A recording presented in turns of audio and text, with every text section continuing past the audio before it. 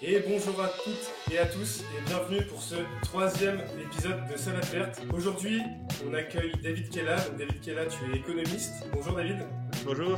C'est avec grand plaisir que je t'accueille sur ce podcast. On a une petite histoire commune. En plus, tu étais mon ancien professeur à Angers en licence. Très heureux d'avoir un ancien étudiant. En tout cas, aujourd'hui, on va parler plutôt de tes spécialités. Donc, tu es spécialiste des questions sur le néolibéralisme, l'Europe, on va dire le populisme également. Donc, on va revenir là-dessus. On va peut-être parler des élections américaines, croissance verte, décroissance. On va s'intéresser à toi, ce que tu penses là-dessus. Déjà, alors je te fais le topo.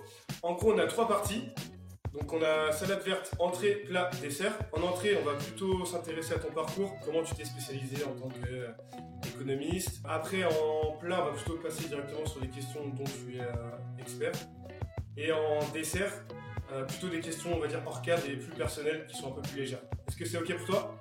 Ça va très bien. J'ai hâte de commencer à manger. Alors, pour commencer, on passe à l'entrée.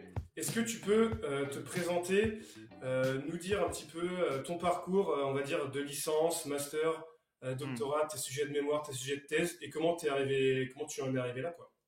Tout d'abord, pour dire une chose, j'ai jamais été un super étudiant, hein. J'ai passé un bac scientifique en 94 avec mention assez bien, hein, donc c'est vraiment dans la moyenne. Mes copains étaient meilleurs que moi en général. Et puis après, je me suis posé la question du choix, bah, comme tout le monde, hein, du choix de mes études. Et j'étais arrivé à la conclusion que ça m'intéressait pas tellement de faire ce que je prévoyais de faire auparavant, c'est-à-dire de l'informatique, des sciences dures, parce que je voulais comprendre le monde dans lequel je vis. J'avais des questions sur la politique. Et après, la question, c'était bah, qu'est-ce qui me permettrait de mieux répondre à ces questions? C'est comme ça que j'ai envisagé mon choix d'études. J'avais pas du tout pensé à un métier. Alors là, la question de savoir quel choix d'études, bah, ça a été assez pragmatique. J'ai commencé par me dire, je vais peut-être faire Sciences Po, puisqu'après tout, c'est ça qui m'intéresse. Et donc j'ai passé des concours de Sciences Po, donc Sciences Po Paris, mais j'avais pas le niveau. Donc j'ai pas été pris à Sciences Po Paris. J'ai aussi passé les concours à Grenoble, j'ai été sur liste d'attente et j'ai pas été pris. Et à Lyon, et là aussi j'ai pas été pris. Voilà, donc ça c'était mon premier choix. Donc une école sélective, mais faute de compétences suffisantes, eh bien du coup je me suis rabattu sur mon deuxième choix qui était la fac d'économie. Alors ce qui m'intéressait c'était pas l'économie-gestion, hein, c'était pas la gestion, c'est pas faire une école de commerce, c'était vraiment l'économie comme discipline pour comprendre le monde. Pourquoi l'économie? Parce que je me suis dit que pour ce qui est de l'histoire, voire de la sociologie, je pourrais apprendre ça en lisant des bouquins alors qu'il me semblait que l'économie, c'était plus difficile d'accès. Puis par ailleurs, comme j'avais quand même un bac scientifique, et donc un assez bon niveau en maths, hein, sans être exceptionnel, je me disais que ça valait le coup de faire de l'économie qui était plus mathématisée que d'autres sciences sociales. Donc j'ai fait la fac à Grenoble, puisque j'avais eu mon bac près de Grenoble. Et là, j'ai découvert l'univers de l'université qui m'a beaucoup, beaucoup plu. On y reviendra tout à l'heure parce que je pense que vraiment le fait de devenir ensuite prof de fac, c'est complètement lié au fait que quand j'ai été étudiant, hein, on était dans des grands amphis de 500 places déjà à l'époque, j'ai été absolument fasciné par la qualité des enseignements, la liberté qu'on avait, et puis le fait que c'était pas des enseignants qui suivaient un programme, c'était des chercheurs, et donc on avait un enseignement qui était unique. Et ça m'a beaucoup plu, hein. Vraiment, j'ai tout de suite accroché à l'univers de l'université. J'ai eu mon DUG à l'époque. On avait un diplôme intermédiaire entre la licence qui s'appelait le DUG, donc c'était pas plus 2. Je l'ai eu avec mention assez bien. Ma licence, je l'ai eu aussi à l'université de Grenoble. Et cette fois-ci, j'ai pas eu de mention, hein. Donc voilà, j'étais toujours entre 10 et Ok. 12. Après, j'ai fait une maîtrise, parce qu'à l'époque, il n'y avait pas de master, c'était une maîtrise puis un DEA, un DESS. Mhm. Et là, la maîtrise, bah, ça s'est pas très bien passé, puisque après avoir fait un bon mémoire de licence sur le conflit au Proche-Orient, d'ailleurs sur la question de la répartition de l'eau au Proche-Orient, Ok. un mémoire de 20 pages, j'ai voulu faire un mémoire qui continuait ce mémoire et on m'a dit, les profs m'ont dit non, mais fais un truc un peu plus théorique. Parce que même si je n'étais pas un excellent étudiant, j'étais quand même un étudiant qui posait des questions, qui intervenait en cours, donc les Mhm. profs m'aimaient bien, quoi. Et là, j'ai fait un mémoire sur la coordination des marchés, un truc sur lequel j'ai pas été bien orienté par mes enseignants. Honnêtement, ils n'ont pas fait un bon Ok. travail d'encadrement. Et donc, je suis parti un peu dans tous les sens. Et à la fin, même si j'ai beaucoup travaillé, j'ai eu 5 sur 20 à mon mémoire. Ah que oui, moi je pensais être très très bon, mais qui manquait de rigueur. Et donc à la fin, bah, j'ai pas eu ma maîtrise parce que le mémoire avait un gros coefficient. Et bon, bah du coup, ça m'a découragé. Et j'ai décidé de devancer l'appel, enfin de ne pas repousser mon appel pour le service militaire, parce qu'à l'époque il y avait encore le service militaire, on était en 99. ok. Et donc j'ai fait un an de service militaire pour me remettre un peu les idées en place. Voilà, que j'ai fait à la base de Lyon, Montverdun, en tant qu'aviateur, donc dans l'armée de l'air. Et après, je me suis dit bon, je vais essayer quand même de pas gâcher voilà mes études, de refaire une maîtrise, mais pas la faire refaire à Grenoble. J'avais pas du tout envie de redoubler, hein, parce que finalement c'était un peu ça. Et donc j'ai fait ma maîtrise à Clermont-Ferrand, où habitent mes grands-parents. Et là, tout d'un coup, je suis devenu bien meilleur, ce qui m'a permis de Ok. faire ensuite un diplôme d'études approfondies à Paris en épistémologie et histoire de la pensée. Alors déjà, j'avais commencé à m'intéresser vraiment plus à l'économie en tant que science, sur la scientificité de l'économie. Donc j'ai vu qu'il y a une question sur ce sujet, donc voilà, donc j'y reviendrai.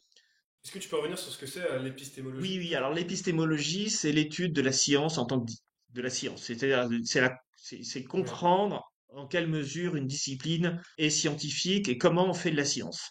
Hein, donc c'est ça. Et c'est vrai que c'est une question qui se pose, bah, en fait, qui se pose dans toutes les disciplines, mais qui se pose aussi en particulier à l'économie, parce que la question de la scientificité de l'économie est une vraie question, une question en fait assez ouverte. Et moi, j'ai eu des cours d'épistémologie de l'économie depuis ma première année, en fait. Enfin, genre, en L1, j'ai eu un cours d'épistémologie et c'est la raison pour laquelle, peut-être que tu t'en souviens, mais j'ai fait un peu d'épistémologie en introduction à l'analyse économique, parce que je pense que c'est important de commencer par ça quand on fait un cours d'économie en général. Et donc là, en épistémologie de l'économie, en maîtrise à Clermont-Ferrand, voilà, j'ai eu une super note. Et puis en économie financière, j'ai aussi une super note. On avait un super prof du CNRS. Et alors là, c'était vraiment, enfin, ça m'a beaucoup plu. Après, voilà, donc à la fin, avec un 16 en mémoire et puis avec quelques très bonnes notes, j'ai réussi à avoir la mention bien et donc à faire un DEA à Paris 1 en épistémologie de l'économie et histoire de la pensée. Et alors là, j'ai eu des cours qui étaient très intéressants, mais dans lesquels j'ai eu l'impression de plus apprendre grand-chose. Et c'est un Mhm. truc aussi, je dis ça pour ceux qui nous écoutent, qui sont des étudiants. C'est vrai qu'on apprend l'essentiel de ses connaissances en économie. Je sais pas si tu as fait ça aussi, on l'apprend quand même en licence. Après, Ouais. en master, bon, il y a quelques cours nouveaux, mais c'est quand même beaucoup de répétitions de choses qu'on a déjà vues. Et ça m'a fait quand même pas mal ça en DEA. Et puis, finalement, j'ai pas trop accroché à l'épistémologie parce que j'ai trouvé que l'épistémologie, c'était un peu une façon assez facile de critiquer l'économie sans vraiment rentrer dans les modèles, puisque c'est souvent une critique externe. Hein, bah, ça, c'est pas scientifique, ou finalement, il n'y a pas de science, bon, bah, du coup, on peut plus rien dire. Ça me satisfaisait pas. Et donc j'ai fait un mémoire. Alors c'est pas pour ça que j'ai pas apprécié de refaire l'épistémologie. Hein, ça me plaisait, mais j'avais l'impression de toucher aux limites en fait et de ne plus apprendre grand-chose. Et donc plutôt que de continuer dans l'épistémologie qui est un peu de la philosophie en fait, hein, c'est une branche de la philosophie.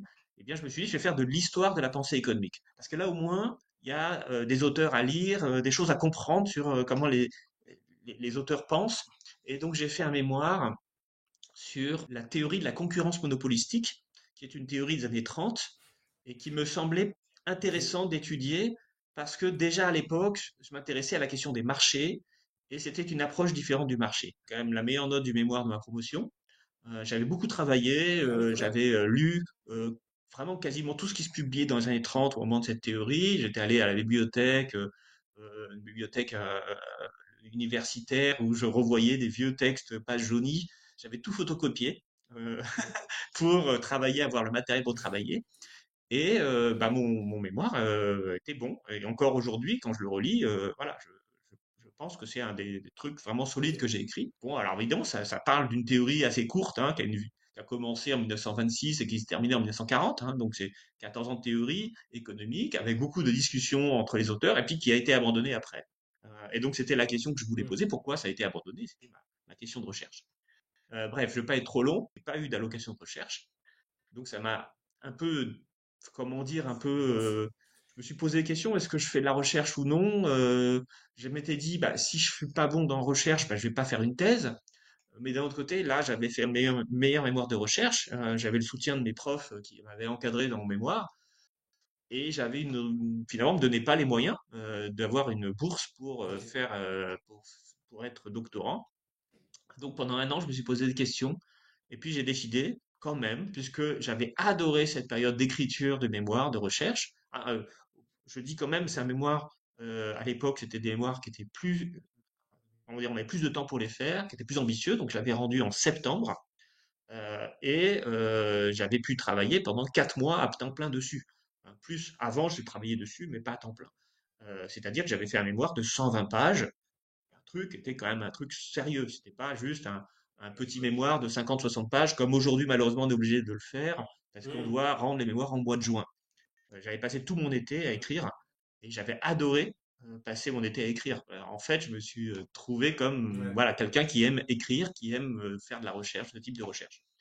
Et donc, c'était un peu dommage qu'on me donne pas d'allocation de recherche. Donc, après un an de réflexion, je me suis inscrit au CAPES. Et puis finalement, je suis pas allé parce que j'ai trouvé un autre labo de recherche qui s'appelait Atome, Analyse théorique des organisations et des marchés, de Paris 1, sous le conseil de mon directeur de Ok. mémoire de M2, qui s'appelle Philippe Le Gall, qui est aussi enseignant maintenant à l'université d'Angers, mais à l'époque il était enseignant à Paris 1. Ah oui, bah en plus, oui, bah, que j'ai eu également. Voilà, c'est marrant comment les choses se reviennent. Donc c'est mon collègue maintenant, mais à l'époque c'était mon prof. Et il me dit bah va voir le laboratoire de Claude Ménard, donc économie néo-institutionnaliste, analyse théorique des organisations des marchés. Moi, comme je m'intéressais au marché, je me suis dit ah bah c'est chouette. J'ai regardé leurs travaux de recherche, je trouvais que c'était intéressant. Je m'intéressais au marché, je m'intéressais à la concurrence. Je vais m'intéresser au réel, pas juste au discours des économistes. Et ça me permettra peut-être plus Ouais. facilement d'avoir un poste de chercheur. Voilà, donc j'ai fait Ok. une thèse non financée l'année d'après dans ce laboratoire de recherche. Et comme c'était pas financé, bah, je devais donner des cours particuliers pour vivre parce que mes parents me finançaient plus. Hein, il fallait que je paye mon loyer. Et très vite, alors j'avais aussi des petits contrats avec le laboratoire. Je les aidais dans avec leurs ordinateurs. Je me débrouillais bien avec l'informatique, donc je configurais les ordinateurs. Je faisais des petits travaux comme ça, cours particuliers, plus petits cours comme ça, plus j'ai fait aussi quelques enseignements de TD. Ça m'a permis de plus j'ai été recruté aussi comme prof de SES remplaçant dans 2 lycées. Ok. Voilà, donc c'était des missions ponctuelles et à la fin, j'ai pu comme ça survivre, mais j'avais malheureusement pas beaucoup de temps pour faire de la recherche. Et la deuxième année, j'ai réussi à obtenir un poste d'ATER, d'attaché temporaire d'enseignement et de recherche, qui est un poste de maître de conférence contractuel. Et alors normalement, ce poste, il est réservé aux gens qui sont en fin de thèse, mais comment dire, j'ai eu un cheat code, comme on dit, c'est-à-dire que il s'agissait d'enseigner dans un IUT, ils avaient absolument besoin de quelqu'un qui soit un bon enseignant, Ok. et ils avaient gardé 3 ans quelqu'un de mon labo qui avait donné satisfaction, et ils cherchaient quelqu'un qui soit un peu dans mon profil, c'est-à-dire un enseignant qui fasse pas des maths, parce qu'il s'agissait d'enseigner en IUT en technique de commercialisation. Donc j'ai pu être embauché en tant qu'ATER grâce au fait que les IUT, ils ont une autonomie de recrutement que n'ont pas les autres enseignants. Donc il n'y a pas eu de comité de recrutement très compliqué. Et ils m'ont gardé 3 ans. 3 ans, normalement, c'est pas légal. Normalement, c'est pour les gens en fin de thèse. Donc il est renouvelable qu'une seule fois, le poste d'ATER. Et moi, ils l'ont renouvelé 2 fois.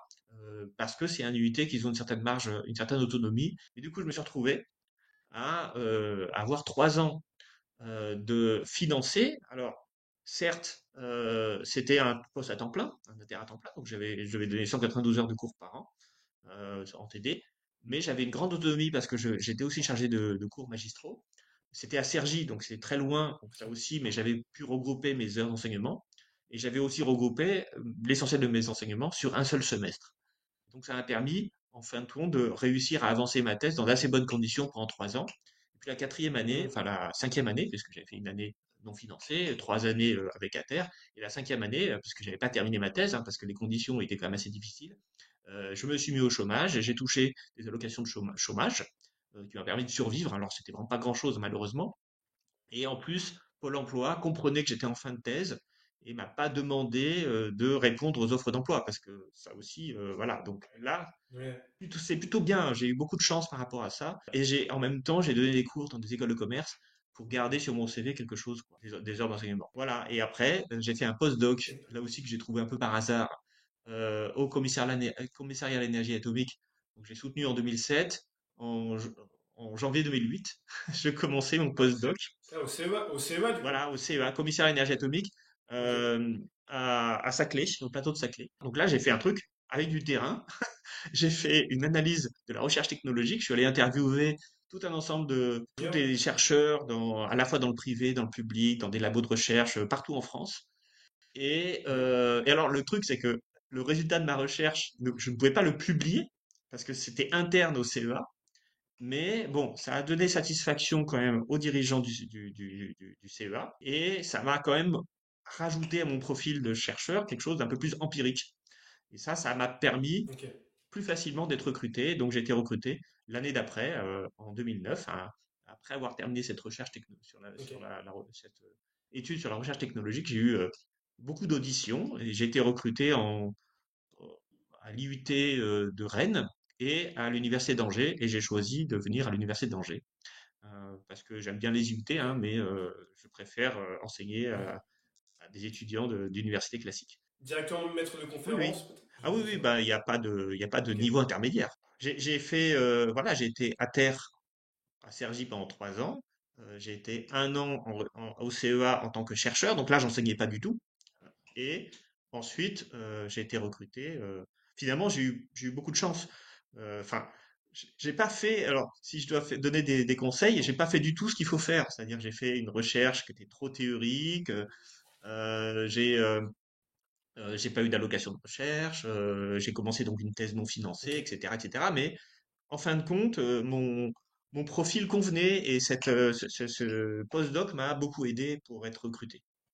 Et j'avais aussi des Ok. publications de recherche, heureusement, hein, Maintenant, tu es aussi un grand écrivain. Tu écris plein de oui, livres. J'ai vu, tu es assez productif au niveau ouvrage. Tu en écris quasiment un par an, si je me exactement, trompe pas. depuis 7 ans. Quasiment. Tu as écrit La fin de l'Union européenne, Populisme et néolibéralisme, 10 questions plus 1 sur l'Union européenne, Le déclin et la chute du néolibéralisme Ouais, aussi, je crois. Enfin, je vais peut-être pas tout répéter, l'économie du mais réel aussi, L'économie en du réel. 2018. Et Ouais. puis j'ai traduit en anglais moi-même, donc c'est là aussi ça compte pour des livres pour moi. Les deux livres, Populisme et néolibéralisme et Déclin et chute du néolibéralisme, qui Ok. sont pour le coup vraiment des livres de recherche, même si c'est des livres qui sont accessibles au Mhm. grand public. Et puis là, je viens de sortir deux livres cette année, un coécrit qui s'intitule La pensée de l'alternative avec quatre autres économistes, membres des atterrés. Et puis là, le dernier, La gauche peut-elle combattre le néolibéralisme, qui est sorti en octobre. On va peut-être revenir dessus, je pense qu'on va en parler au niveau du plat. Mais oui, tu fais partie des économistes atterrés, peut-être que tout le monde ne sait pas ce que Ouais, c'est. c'est un collectif d'économistes critiques. Donc, il s'est monté en 2011. Alors, atterré parce qu'ils étaient atterrés du retour des politiques d'austérité, alors qu'il fallait accompagner la relance de l'économie après la crise de 2009. Mais malheureusement, les règles européennes empêchaient de mener une politique que les États-Unis ont menée, c'est-à-dire une politique d'accompagnement de la reprise. Et donc, nous étions atterrés. Nous étions aussi atterrés du manque de réformes structurelles après cet effondrement financier de 2008, avec la faillite de Lehman Brothers. Nous disions que cette confiance dans les mécanismes de la finance et les marchés financiers n'étaient pas justifiés. Nous avions dit ça pendant des années. Quand il y a eu le crack, on a dit, bah, vous l'avez bien vu. Puis quand on a vu qu'il n'y avait pas grand-chose qui changeait, voilà, on était atterrés. Donc moi, j'ai pas participé à la rédaction de ce manifeste des économistes atterrés qui a été publié, je crois, en 2010 ou 2011, je pense en 2011. Et à l'issue, ce manifeste s'est beaucoup vendu. Il s'en est vendu à 100 000 exemplaires, donc il y a eu beaucoup d'argent. Donc les auteurs du manifeste ont décidé d'utiliser cet argent pour fonder une association et alors, il y avait beaucoup de gens que je connaissais, y compris des gens qui étaient parmi les fondateurs, qui avaient fait un DEA d'épistémologie avec moi. Donc, je pense à Philippe Léger, avec Ok. lequel j'ai coécrit donc le livre Penser l'alternative. Donc, il y avait des gens que je connaissais qui étaient dans ce collectif. Et très vite, j'ai Christophe Rameau aussi, parce que j'avais été son chargé de TD pendant un an. Et donc, en 2013, j'ai rejoint le collectif. C'est un collectif qui vise à faire des études d'économistes, donc de chercheurs en économie, sur des aspects, voilà, pour entrer dans le débat public en quelque sorte. Est-ce que aussi, j'aimerais que tu nous dises comment est-ce que tu choisis tes sujets de livres? Ah, Pourquoi t'intéresser au néolibéralisme, à l'Europe, à l'avenir de la gauche? oui. D'abord, je reviens au départ. Ce que je voulais, c'est comprendre le monde et comprendre le fonctionnement du monde. Et donc, je m'intéressais à la politique. Je veux dire, toute ma démarche d'économiste est au départ une démarche politique. La démarche d'écrire a toujours été au cœur de mon travail. C'est-à-dire que j'adore écrire. J'adore l'activité d'écrire. J'écrivais dans un journal quand j'étais étudiant. En fait, je n'ai cessé d'écrire tout le temps. Et donc, évidemment, pour quelqu'un qui aime écrire, écrire un livre, c'est vraiment l'accomplissement de quelque chose. Qu'est-ce qui fait que j'ai écrit sur ce sur quoi j'ai écrit? C'est que très rapidement, une des questions centrales que je me posais, c'était le marché. Le marché, c'est-à-dire son fonctionnement, mais aussi ses conséquences. Je suis pas là pour dire est-ce que le marché est efficace ou non, parce que je pense que la question de l'efficacité est très mal posée quand on la pose comme ça. Parce que efficacité, pourquoi faire? L'efficacité en soi, ça n'a aucun sens. C'est toujours par rapport à un objectif. D'ailleurs, c'est ce qu'on enseigne aux étudiants en première année d'économie. Qu'est-ce que c'est l'efficacité? C'est le fait d'optimiser les ressources pour accomplir un but. Si on n'a pas défini de but, par définition, il n'y a pas d'efficacité possible. On ne peut pas déterminer une efficacité. Donc le marché la question de l'efficacité du marché n'a pas beaucoup de sens. En fait, du point de vue des économistes, c'est l'optimisation de l'usage des ressources. Bon, d'accord, mais optimiser pour quoi faire? Et c'est là que il me semble déjà qu'il y a une réflexion importante, c'est que le but, ce ne peut pas être les économistes qui le désignent, c'est le politique. C'est la société qui, après un débat interne, se dit, bah, nous voulons en tant que société arriver à cet objectif et comment y arriver. Et là, le marché, c'est peut-être une modalité. Hein. Moi, je ne pense pas qu'il faille condamner le marché, mais parfois le marché ne permet pas d'arriver au but qu'on veut. Et donc, c'est ces questions-là qui m'ont conduit à réfléchir sur le marché. Alors, pourquoi l'Union européenne? Alors, d'abord, l'Union européenne, bon, c'est un livre que j'ai coécrit avec Aurélie Delhomme, qui avait travaillé sur l'Union européenne, qui Ouais. venait, elle, là aussi, qui était une militante, souverainiste, qui avait fait l'IEP de Grenoble, auquel j'avais, c'est marrant parce qu'on a le même âge, donc on s'est croisés sans doute sur le campus de Grenoble sans se connaître. Et elle, voilà, elle avait une démarche très politique, très critique de l'Union européenne, en tant que souverainiste, proche de Chevènement. Moi, j'arrivais pas du même côté. Moi, j'étais au départ, quand j'étais jeune étudiant, j'étais très fédéraliste, très pour des raisons qu'on entend, c'est-à-dire bah, l'Union européenne, c'est l'agrégation des États, c'est quand même un grand État plus puissant qui peut plus facilement agir sur le monde et donc contrôler l'économie, réguler l'économie. Sauf que, et d'ailleurs, à tel point j'étais fédéraliste, quand, je me souviens qu'en 99, j'ai voté François Bayrou, parce que c'était le seul programme fédéraliste à l'époque. En 99, j'avais 23 ans, hein, voilà. Mais j'étais déjà en master, donc j'avais déjà une connaissance de l'économie. Sauf que après avoir étudié le fonctionnement de l'Union européenne, je m'étais rendu compte que le marché unique organisait un système de marché concurrentiel fondé sur l'idée que, en fin de compte, il fallait surtout pas intervenir sur le marché parce que le marché n'était efficace que lorsqu'il était régulé, autorégulé par la concurrence. Et là, je voyais bien qu'il y avait un problème. C'est-à-dire que la concurrence en tant que système, déjà, n'était pas tellement analysée, mais en plus, elle était tellement mise sur un piédestal qu'on expliquait qu'il fallait que l'État organise lui-même la concurrence. Et là, je trouvais qu'il y a une contradiction, parce que la concurrence est censée organiser le marché par elle-même. C'est-à-dire le marché est censé s'autoréguler dans cette idée-là. Mais là, on expliquait, non, non, le marché, il va pas permettre de laisser la concurrence fonctionner, il va finir par détruire la concurrence, donc il faut que l'État se mette au service de la concurrence, qui elle-même se mettra au service du marché. Et ça c'était très très clair quand on écoutait les discours à l'époque du commissaire de la concurrence appelé Mario Monti, qui était un idéologue dogmatique, qui était à l'époque en 2000, 99-2000, très, très, très sur ces questions-là. Donc moi, j'ai commencé à lire les textes de Mario Monti, les textes européens sur la régulation des marchés et la régulation de la concurrence. Et là, ça a été une révélation. J'ai compris que l'Union européenne n'avait pas pour but d'organiser, de réguler le marché, mais au contraire, de mettre l'ensemble de la société au service du marché. Et ça, c'était très clair pour moi, qui avait cette connaissance de l'économie générale et qui n'idéalisait pas les mécanismes concurrentiels. C'est-à-dire qui savait que la réalité du marché n'est jamais celle qu'on apprend dans les livres. J'avais déjà une réflexion critique Mhm. sur notamment les lois de l'offre et la demande, parce que j'avais commencé à travailler sur des articles de Sraffa en deuxième année en tant qu'étudiant, et j'avais cette réflexion sur le fait que la théorie disait qu'il fallait que les rendements soient décroissants, les rendements de production soient décroissants, c'est-à-dire qu'il fallait, d'après la théorie, que plus on produit une quantité élevée, plus le coût unitaire de production augmente. ce qui est contraire à tout ce qu'on regarde dans la réalité. Mais ça permet de faire fonctionner les lois de l'offre et la demande. Les courbes d'offre et de demande sont construites sur cette hypothèse.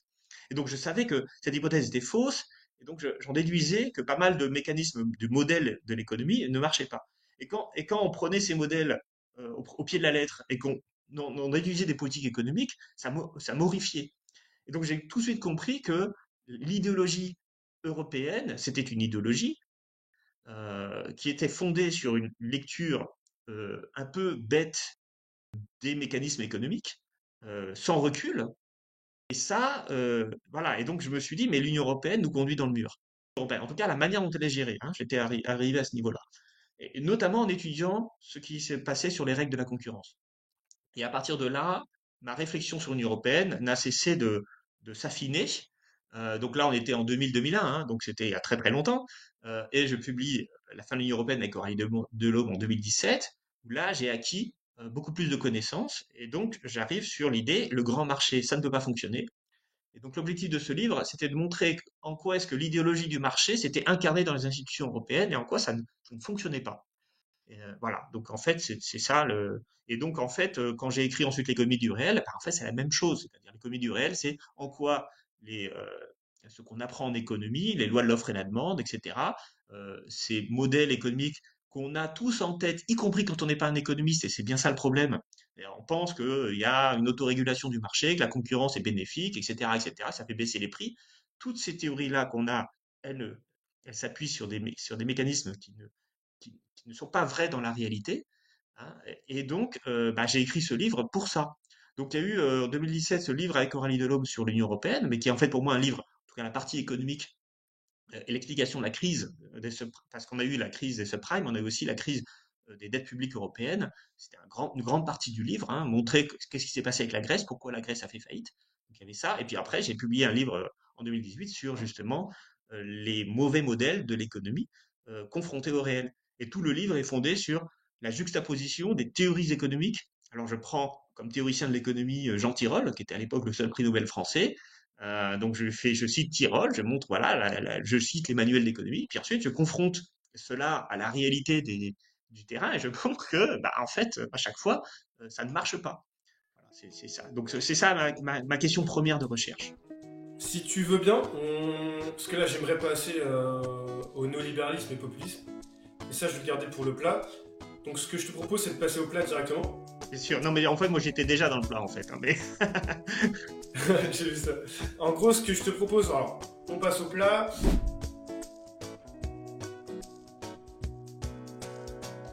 Ce que je te propose, c'est qu'en gros, ton sujet de prédilection en ce moment, c'est le néolibéralisme pardon, et le populisme.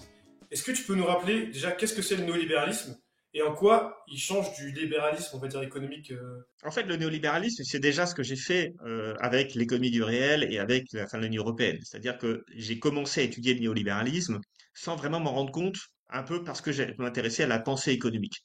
Après, effectivement, dans cet ouvrage Populisme et néolibéralisme, j'ai voulu redéfinir clairement ce que c'est que le néolibéralisme. Parce que quand on écoute les gens, finalement, le terme néolibéralisme, il est un peu utilisé à toutes les sauces. Et il est souvent utilisé, et moi, c'est vrai que c'est comme ça aussi au départ que je le comprenais, comme synonyme d'ultralibéralisme. Mais en fait, j'avais déjà commencé à comprendre ça quand j'ai étudié les textes de l'Union européenne. L'Union européenne, c'est pas comment dire, une institution qui va chercher à supprimer uniquement les interventions de l'État. En fait, il y a beaucoup d'interventionnisme, c'est ce que je disais tout à l'heure, pour faire fonctionner la concurrence. On a des autorités de régulation de la concurrence, on a tout un ensemble de règles qui sont très strictes, de normalisation de normes qui sont très strictes à l'échelle européenne. Et donc, il y a un peu un paradoxe entre ce qu'on dit du néolibéralisme comme étant un retrait de l'État, hein, le marché fonctionne mieux tout seul, donc laissons le marché fonctionner. Ça, c'est l'idée qu'on a en tête. Et la réalité du système dans lequel on vit, dans lequel l'État est hyper présent. Et l'Union européenne est hyper présente. Donc, ça veut dire que le néolibéralisme, si on définit le néolibéralisme comme étant le système dans lequel on vit, n'est pas un système libéral au sens classique. Et c'est ça que j'ai voulu comprendre. Et donc, pour essayer de le comprendre, ben, j'ai fait ce que je préfère, c'est-à-dire je suis allé étudier les auteurs, donc les néolibéraux. Donc, c'est qui les néolibéraux? Ben, c'est Hayek, c'est Friedman, hein, voilà. Et puis, c'est d'autres, c'est Röpke, c'est Eken, des Allemands aussi. Bon, il y en a beaucoup d'auteurs, et ils ont écrit dans les années 30. Enfin, ils ont commencé à écrire dans ces années 20 et 30. Et Hayek, il a commencé à écrire, il a été connu dans les années 20, et donc je suis allé lire leurs textes. Et là, j'ai compris qu'ils écrivent notamment dans les années 30, à un moment où le libéralisme classique est en crise. Et le libéralisme classique du 19e siècle, bah, c'était un libéralisme qu'on peut appeler de laisser-fairisme, c'est-à-dire on laisse faire. Hein, donc ça, c'est l'idée qu'on a du libéralisme, c'est-à-dire il y a l'État d'un côté qui doit s'occuper du régalien, c'est-à-dire de la défense, de la justice, etc. Et puis il y a d'un autre côté l'économie, et l'économie, ben, elle fonctionne mieux avec les principes de concurrence, en organisant le marché, en laissant le marché s'organiser tout seul. Donc il faut éviter trop de lois, trop de contraintes, etc., trop de régulations. Ça, c'était le libéralisme qu'on peut appeler de Manchester. Et en fait, dans les années 30, ce libéralisme il est en crise. Et alors, c'est ce que je raconte dans cet ouvrage. Il est en crise, pourquoi? Bah, parce que d'une part, il y a eu la crise de 29, mais d'autre part, il y a des contestations politiques. C'est-à-dire que ce qui a le vent en poupe comme idéologie, c'est le fascisme, c'est le communisme, enfin le collectivisme, enfin soviétisme plutôt, hein, puisqu'à l'époque, c'est l'Union soviétique qui arrive à ne pas rentrer en crise contrairement aux autres pays. Et puis, il y a donc ces contestations politiques. Et puis, il y a aussi des mécanismes qui étaient au cœur de la régulation du libéralisme manchestérien, du libéralisme laissez-fairiste des années du 19e siècle, qui disparaissent. Et l'un des éléments fondamentaux de l'époque, c'est la question de la monnaie. En fait, si on a pu être libéraux au sens classique du terme au 19e siècle, c'est parce que l'État n'avait pas à s'occuper de la monnaie. En fait, la monnaie, c'était des monnaies d'étalon or. Ce qui veut dire que la livre sterling était indexée, ou le franc français était indexé sur l'or ou sur l'argent. Donc, c'est-à-dire sur un métal précieux, qui est donc quelque chose d'exogène. Donc, on pouvait comme ça éviter l'inflation, parce que la valeur de la monnaie était indexée sur la valeur de métaux précieux, l'or et l'argent. Et ce mécanisme-là, il a commencé à rentrer en crise au début du XXe siècle, et il s'est complètement effondré après la Première Guerre mondiale. Et c'est comme ça qu'on arrive à de l'hyperinflation en Allemagne en 1921-1923. Donc des épisodes. L'Allemagne, c'est quand même un pays développé à l'époque. Même si c'est le pays qui a perdu la guerre, c'est quand même l'un des pays les plus développés d'Europe, sans doute même le plus développé, le plus industrialisé d'Europe à l'époque. Et tout d'un coup, le fait qu'il faille acheter ses baguettes de pain avec une brouette, bon, c'est des images un peu clichés, mais c'est vrai, c'est-à-dire qu'il y a l'effondrement du mark. Et là, on comprend qu'il faut gérer la monnaie. Pourquoi l'Allemagne n'arrive pas à garder sa monnaie? Parce qu'elle n'a plus de réserve en or, en argent, parce qu'elle doit payer des réparations en or, et que tout son or, eh bien, en fait, elle n'a plus assez d'or pour garantir la convertibilité du mark en or. Et donc, la question qui se pose à ce moment-là, c'est comment peut-on, comment dire, avoir un système monétaire sans, sans avoir l'étalon or? C'est ça, en fait. Et ça, ça veut dire qu'il faut intervenir. Donc, on ne peut pas juste faire ce qu'on faisait au 19e siècle, parce qu'il y a plein d'États qui n'ont plus de réserve en or et donc qui doivent gérer leur monnaie autrement. Et donc, le néolibéralisme, c'est une réflexion profonde sur comment faire en sorte d'éviter que les gens se révoltent et qui qui se tournent le dos au libéralisme, comment faire en sorte de gérer la monnaie sans état noir, comment résoudre les problèmes qui s'est passé avec la crise de 29. Bref, tout d'un coup, les libéraux prennent conscience que l'État peut pas se désintéresser de l'économie. Et donc, c'est une idée de comment faire fonctionner le marché. Alors, ce qui est intéressant, c'est que les néolibéraux, ils gardent des éléments du libéralisme et il y en a d'autres qui le suppriment. Alors, s'ils gardent du libéralisme, c'est l'idée que le marché doit ordonner l'économie. Et comment il ordonne l'économie? Il ordonne l'économie en décidant d'un système de prix. Donc ça, c'est ça qui est au cœur des néolibéraux, comme c'est d'ailleurs important aussi chez les libéraux. C'est le marché, via les lois de l'offre et la demande, qui va déterminer les prix, et les prix vont en retour créer des incitations et donc participer à l'ordonnancement du système économique et faire en sorte que le système économique soit efficace. Ça, c'est pareil chez les libéraux, les ultralibéraux d'ailleurs, et les néolibéraux, chez tous les libéraux, c'est ça le principe. Maintenant, les néolibéraux, eux, ils ont conscience que le marché n'est pas une institution naturelle. Et ça rompt avec les libéraux. Pour les libéraux, le marché, c'est naturel. Smith nous dit, bah, c'est le fait que les gens, ils aiment échanger, c'est ce qui, la nature humaine, c'est qu'on aime l'échange, donc le marché, il va spontanément apparaître. Et la concurrence, pour Smith, elle apparaît spontanément. Mais les néolibéraux, eux, ils ont conscience que ça ne fonctionne plus, que la concurrence peut disparaître. Alors n'oubliez pas qu'à l'époque, on avait en Allemagne des cartels, c'est-à-dire des associations d'industriels qui contrôlait les marchés. On avait aux États-Unis Rockefeller qui contrôlait 90% de l'extraction, de la vente de pétrole et de produits pétroliers. Donc on s'aperçoit que bah, la concurrence peut disparaître du marché. Et puis on s'aperçoit également, donc si la concurrence disparaît du marché, il n'y a plus de loi de l'offre et de la demande qui détermine les prix. Les prix sont déterminés par le monopoleur. Donc ça veut dire qu'il n'y a plus de prix de marché. Donc ça pose un problème sur l'efficacité du système économique. Et puis, comme je l'ai dit, il y a les problèmes monétaires, les problèmes sociaux. Donc les néolibéraux se disent, on ne peut pas se désintéresser du marché. Le marché n'est pas une institution naturelle. Le marché ne peut fonctionner qu'avec un certain ordre juridique, euh, avec un certain interventionnisme. Et donc le rôle de l'État, c'est de faire fonctionner les marchés. Et c'est ça la différence fondamentale, qui est aussi un peu une différence philosophique entre les néolibéraux et les libéraux. Pour les libéraux, il faut que l'État s'extrait du marché, c'est-à-dire le marché existe par lui-même, indépendamment de l'État. Donc l'État doit agir sur la sphère publique, mais uniquement en dehors de l'économie, alors que pour les néolibéraux, le marché n'est pas une institution naturelle, le marché ne peut fonctionner que si y a un État puissant qui organise le marché, et donc le rôle de l'État, c'est d'organiser le marché.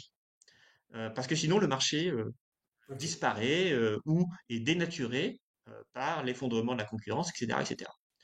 Donc c'est ça qu'ils vont faire les néolibéraux. Ils vont concevoir l'État comme un outil pour faire fonctionner le marché. Et c'est exactement ce qu'on retrouve quand on lit les textes de l'Union européenne. C'est-à-dire que tous les textes de l'Union européenne sont extrêmement interventionnistes, mais ils interviennent sur les règles pour organiser et faire fonctionner le marché. Donc c'est des lois hyper concurrentielles, enfin, dans le sens où c'est anti-monopolistique, on veut pas du tout qu'il y ait de géants comme par exemple il y a aux États-Unis comme Apple, Microsoft, enfin c'est pas Oh, possible en ben, alors Europe c'est comme... là on arrive aux contradictions et aux limites du néolibéralisme, parce qu'on va peut-être en parler après. Mais c'est-à-dire que aujourd'hui, c'est fondé dans les années 30 sur cette idée, mais à l'époque, il n'y a pas de Apple, il n'y a pas d'économie numérique, il n'y a pas de grand monopole comme il y a aujourd'hui dans l'économie numérique. Donc l'idée, c'est de démanteler les cartels et les monopoles. Et d'ailleurs, on va démanteler via des lois antitrust aux États-Unis très vite. On va démanteler l'empire de Rockefeller, le Standard Oil, on va démanteler pas mal de choses dans les télécommunications aussi à l'époque, mais comme tu l'as dit, aujourd'hui, on va plus démanteler. Et donc, on est face à des contradictions du néolibéralisme. Mais peut-être avant cela, un exemple de néolibéralisme euh, quasi parfait, qui rentre complètement dans la définition, c'est le marché carbone. On va en parler de la transition écologique. La question, si on pose la question de la transition écologique, on peut y répondre de deux manières. Soit en disant, bah, il faut plus d'intervention de l'État, il faut que l'État il crée plus de lignes de chemin de fer, il interdise la vente de votre véhicule thermique, il faut qu'il investisse dans la rénovation des bâtiments, etc., etc. Donc ça veut dire beaucoup de dépenses publiques, beaucoup d'intervention de l'État. Bon, les néolibéraux sont pas très à l'aise avec ça, puisque à chaque fois que l'État intervient, bah, il intervient en dehors du marché. Or, l'objectif des néolibéraux, c'est quand même d'avoir des marchés qui fonctionnent. Donc, évidemment, à l'échelle européenne, comme l'idéologie néolibérale est quand même au cœur de tout, enfin, faut comprendre ça aussi. Je veux dire, on peut pas comprendre ce qui se passe, par exemple, aujourd'hui avec le traité de Mercosur, si on comprend pas que derrière, il y a cette idéologie qui est très fortement ancrée, y compris chez des gens qui sont pas du tout des économistes et qui comprennent rien d'ailleurs au soubassement idéologique du néolibéralisme. C'est un peu le problème. Comment fait-on pour organiser la transition écologique, mais en s'appuyant sur des mécanismes de marché?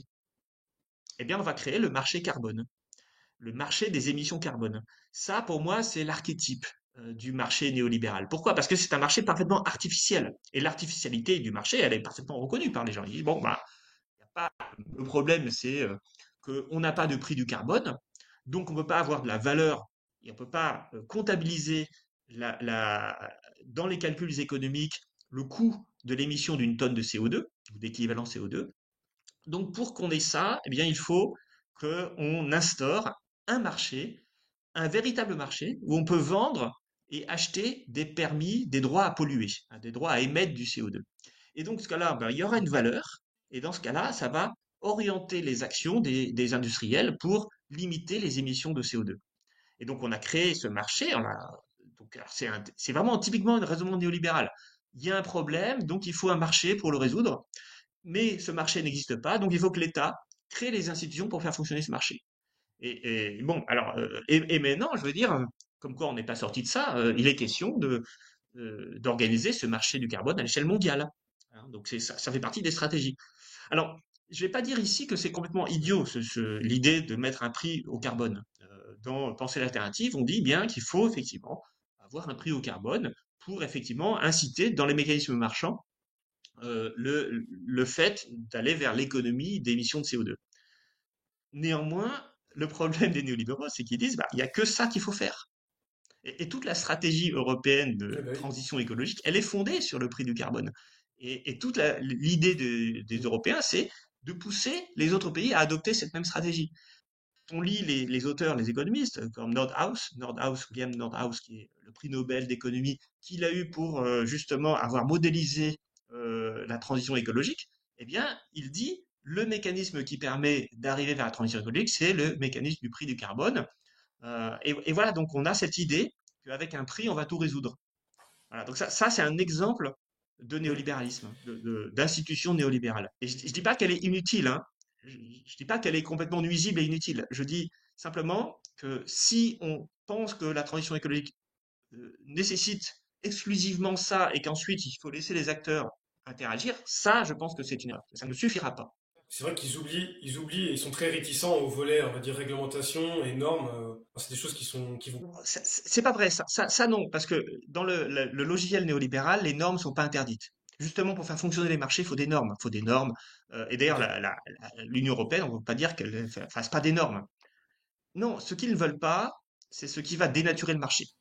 Alors, qu'est-ce que c'est qui va dénaturer le marché? C'est quand, par exemple, on va euh, organiser des interventions publiques, par exemple, on va créer des monopoles publics. Par exemple, un truc qu'il faudrait faire. Moi, j'ai écrit un article là-dessus, là, sur la transition écologique. Je dis, ben, c'est pas compliqué. Si vous voulez vraiment organiser Mhm. la transition écologique, il faut que l'État contrôle les sources d'émissions carbone. Il faut que les États contrôlent les producteurs de pétrole et les distributions de pétrole, de gaz, de charbon. Toutes les énergies devraient être entre les mains de l'État.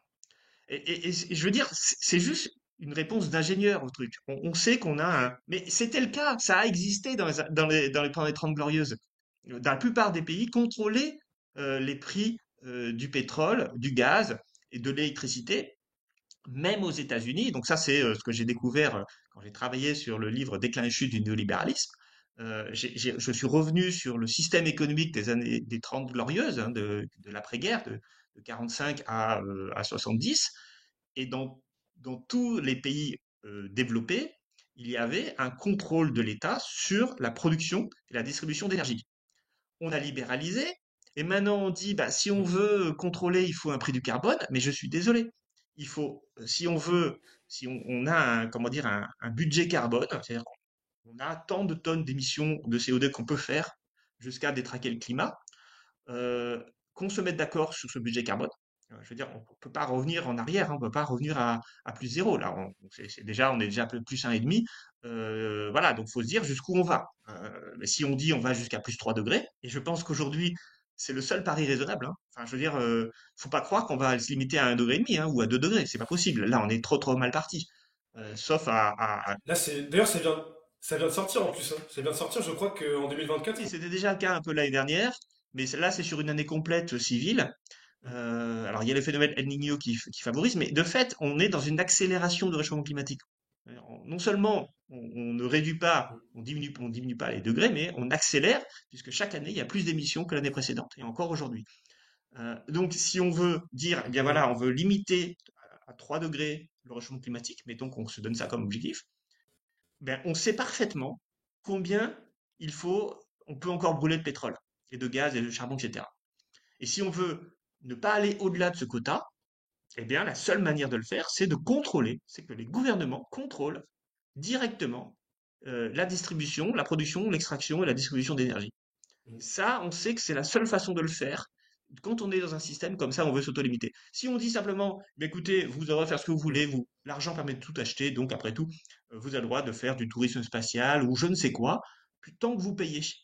Ah bah, je vous garantis qu'on va pas s'arrêter. Il y aura toujours des gens qui sont prêts à payer pour brûler du pétrole, même s'il s'agit de choses complètement inutiles socialement.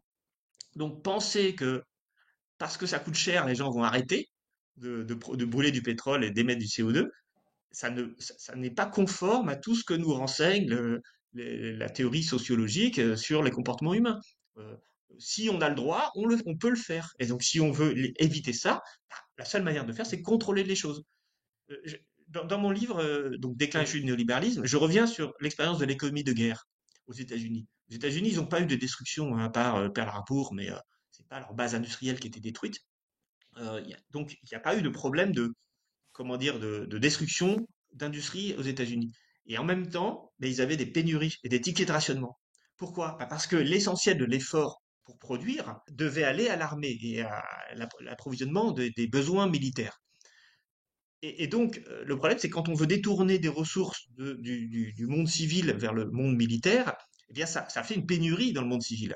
Alors là, on peut se dire, on est un néolibéral, on dit, bah, laissons les prix décider et voyons l'ajustement par les prix. Sauf que si on fait ça, on se retrouve avec une révolution. C'est-à-dire que les gens vont voir qu'un ensemble de biens essentiels qu'ils pouvaient consommer auparavant, ne peuvent plus les consommer. Donc, qu'est-ce qu'on a fait? Aux États-Unis, comme dans tous les pays, on a mis des tickets de rationnement. On a rationné quantitativement. L'État a d'une part contrôlé les prix, c'est-à-dire mis en place un système de contrôle des prix des biens de consommation pour éviter les hausses qui allaient déstabiliser la société, et organisé en échange des tickets de rationnement. Tant qu'on n'a pas Ouais, compris, c'est la planification, bah quoi. oui, oui, non, mais là, ce n'était même pas de la planification au sens où c'était pas prévu dans l'avenir, mais par contre, c'est la gestion d'une pénurie. La pénurie, on peut la gérer de deux manières, soit en limitant la consommation quantitativement.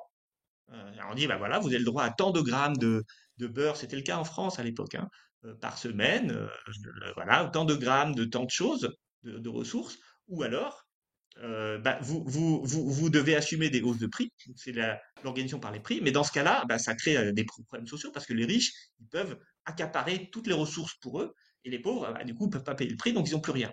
Donc, pour éviter que l'argent décide de l'allocation des ressources, bah, l'État a organisé des limitations quantitatives de consommation. Bon, si on veut résoudre vraiment sérieusement le réchauffement climatique, on ne peut pas se passer de cet outil-là. Voilà, c'est tout. Je veux dire, c'est ce que l'histoire économique nous apprend. Quand il a fallu gérer une contrainte forte en termes de ressources pendant la Seconde Guerre mondiale aux États-Unis, eh bien, on a mis des tickets de rationnement, on a rationné, on a contrôlé les prix.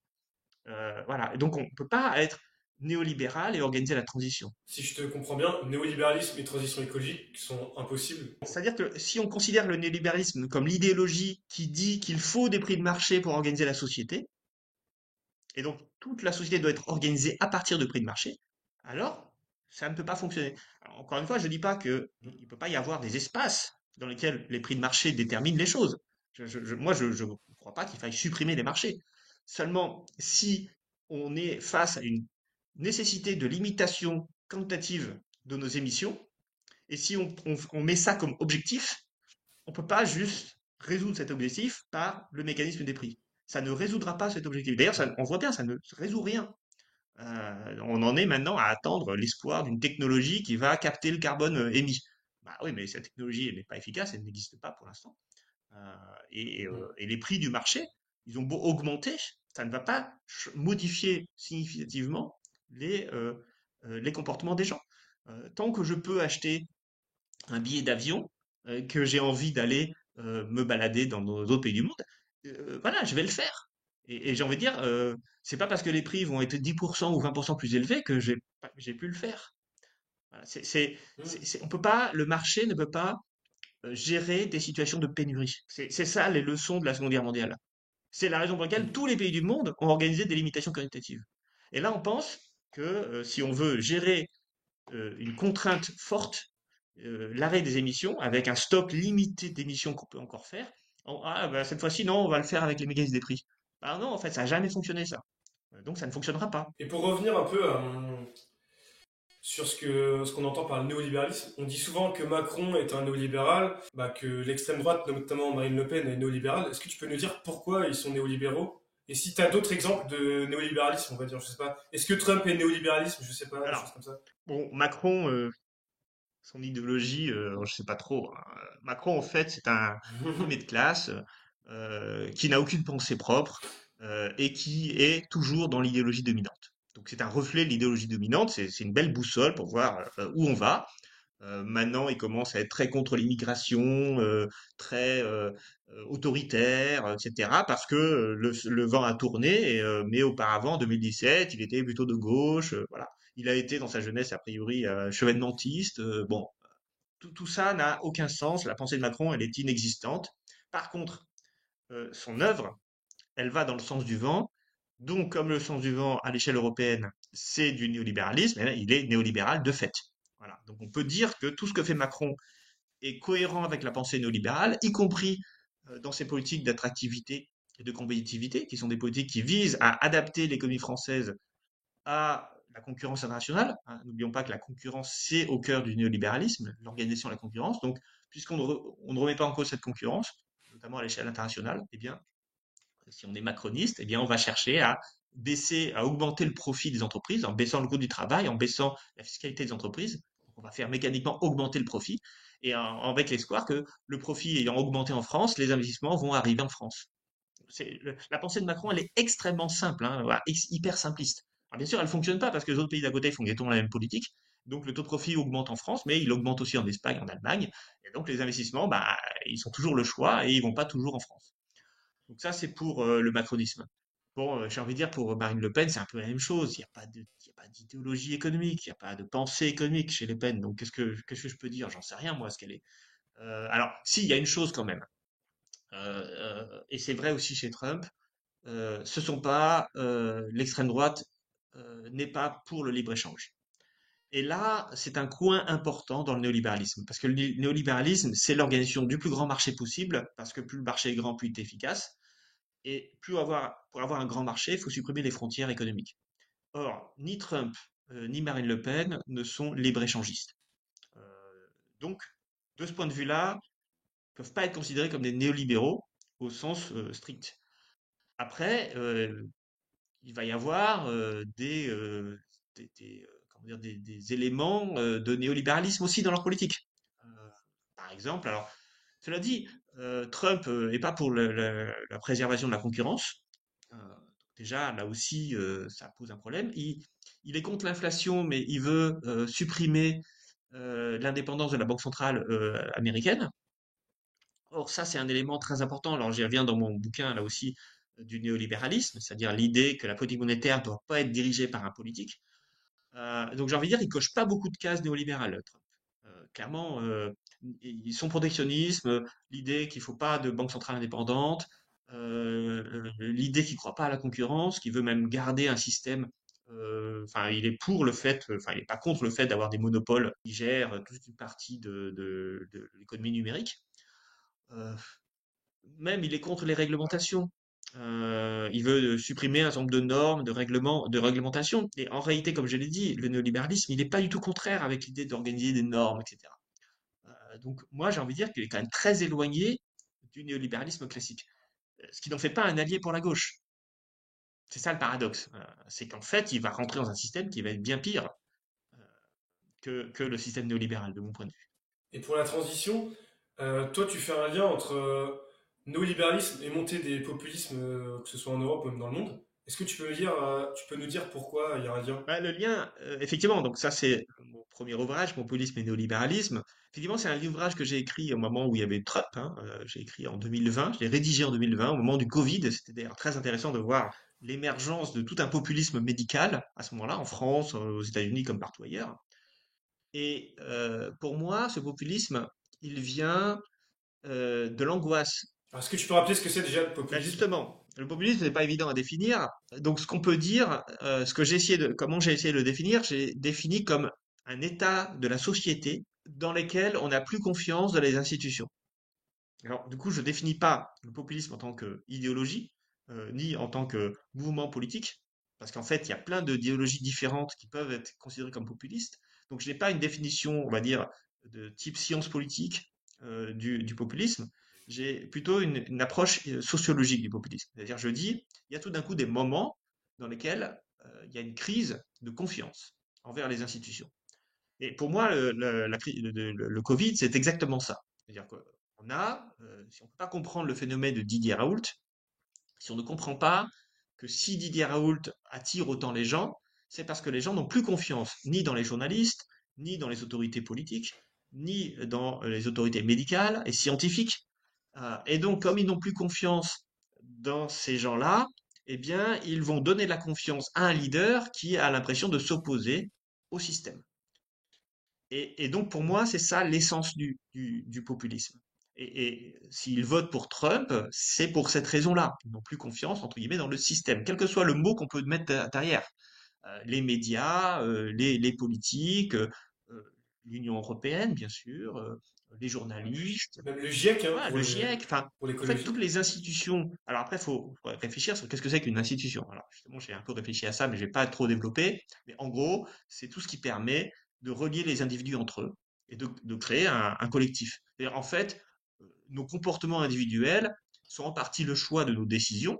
Évidemment, on a tous un libre arbitre, on peut tous décider de choses, mais ce qu'on fait dans la vie de tous les jours, ça dépend aussi de l'environnement institutionnel dans lequel on est. Cet environnement, c'est l'ensemble de la société, par exemple. Enfin, c'est la culture, c'est une institution. Le langage, c'est une institution. La loi, c'est une institution. L'université, le fait qu'on se connaisse, c'est parce que bah, tu es venu faire avoir des cours à l'université d'Angers. Moi, j'étais prof. Bah, l'institution université nous a reliés et nous a organisé un comportement d'étudiant, un comportement de prof. Voilà, donc les institutions, c'est tout ce qui fait qu'on vit en société, en fait. Donc c'est énorme, hein, les institutions.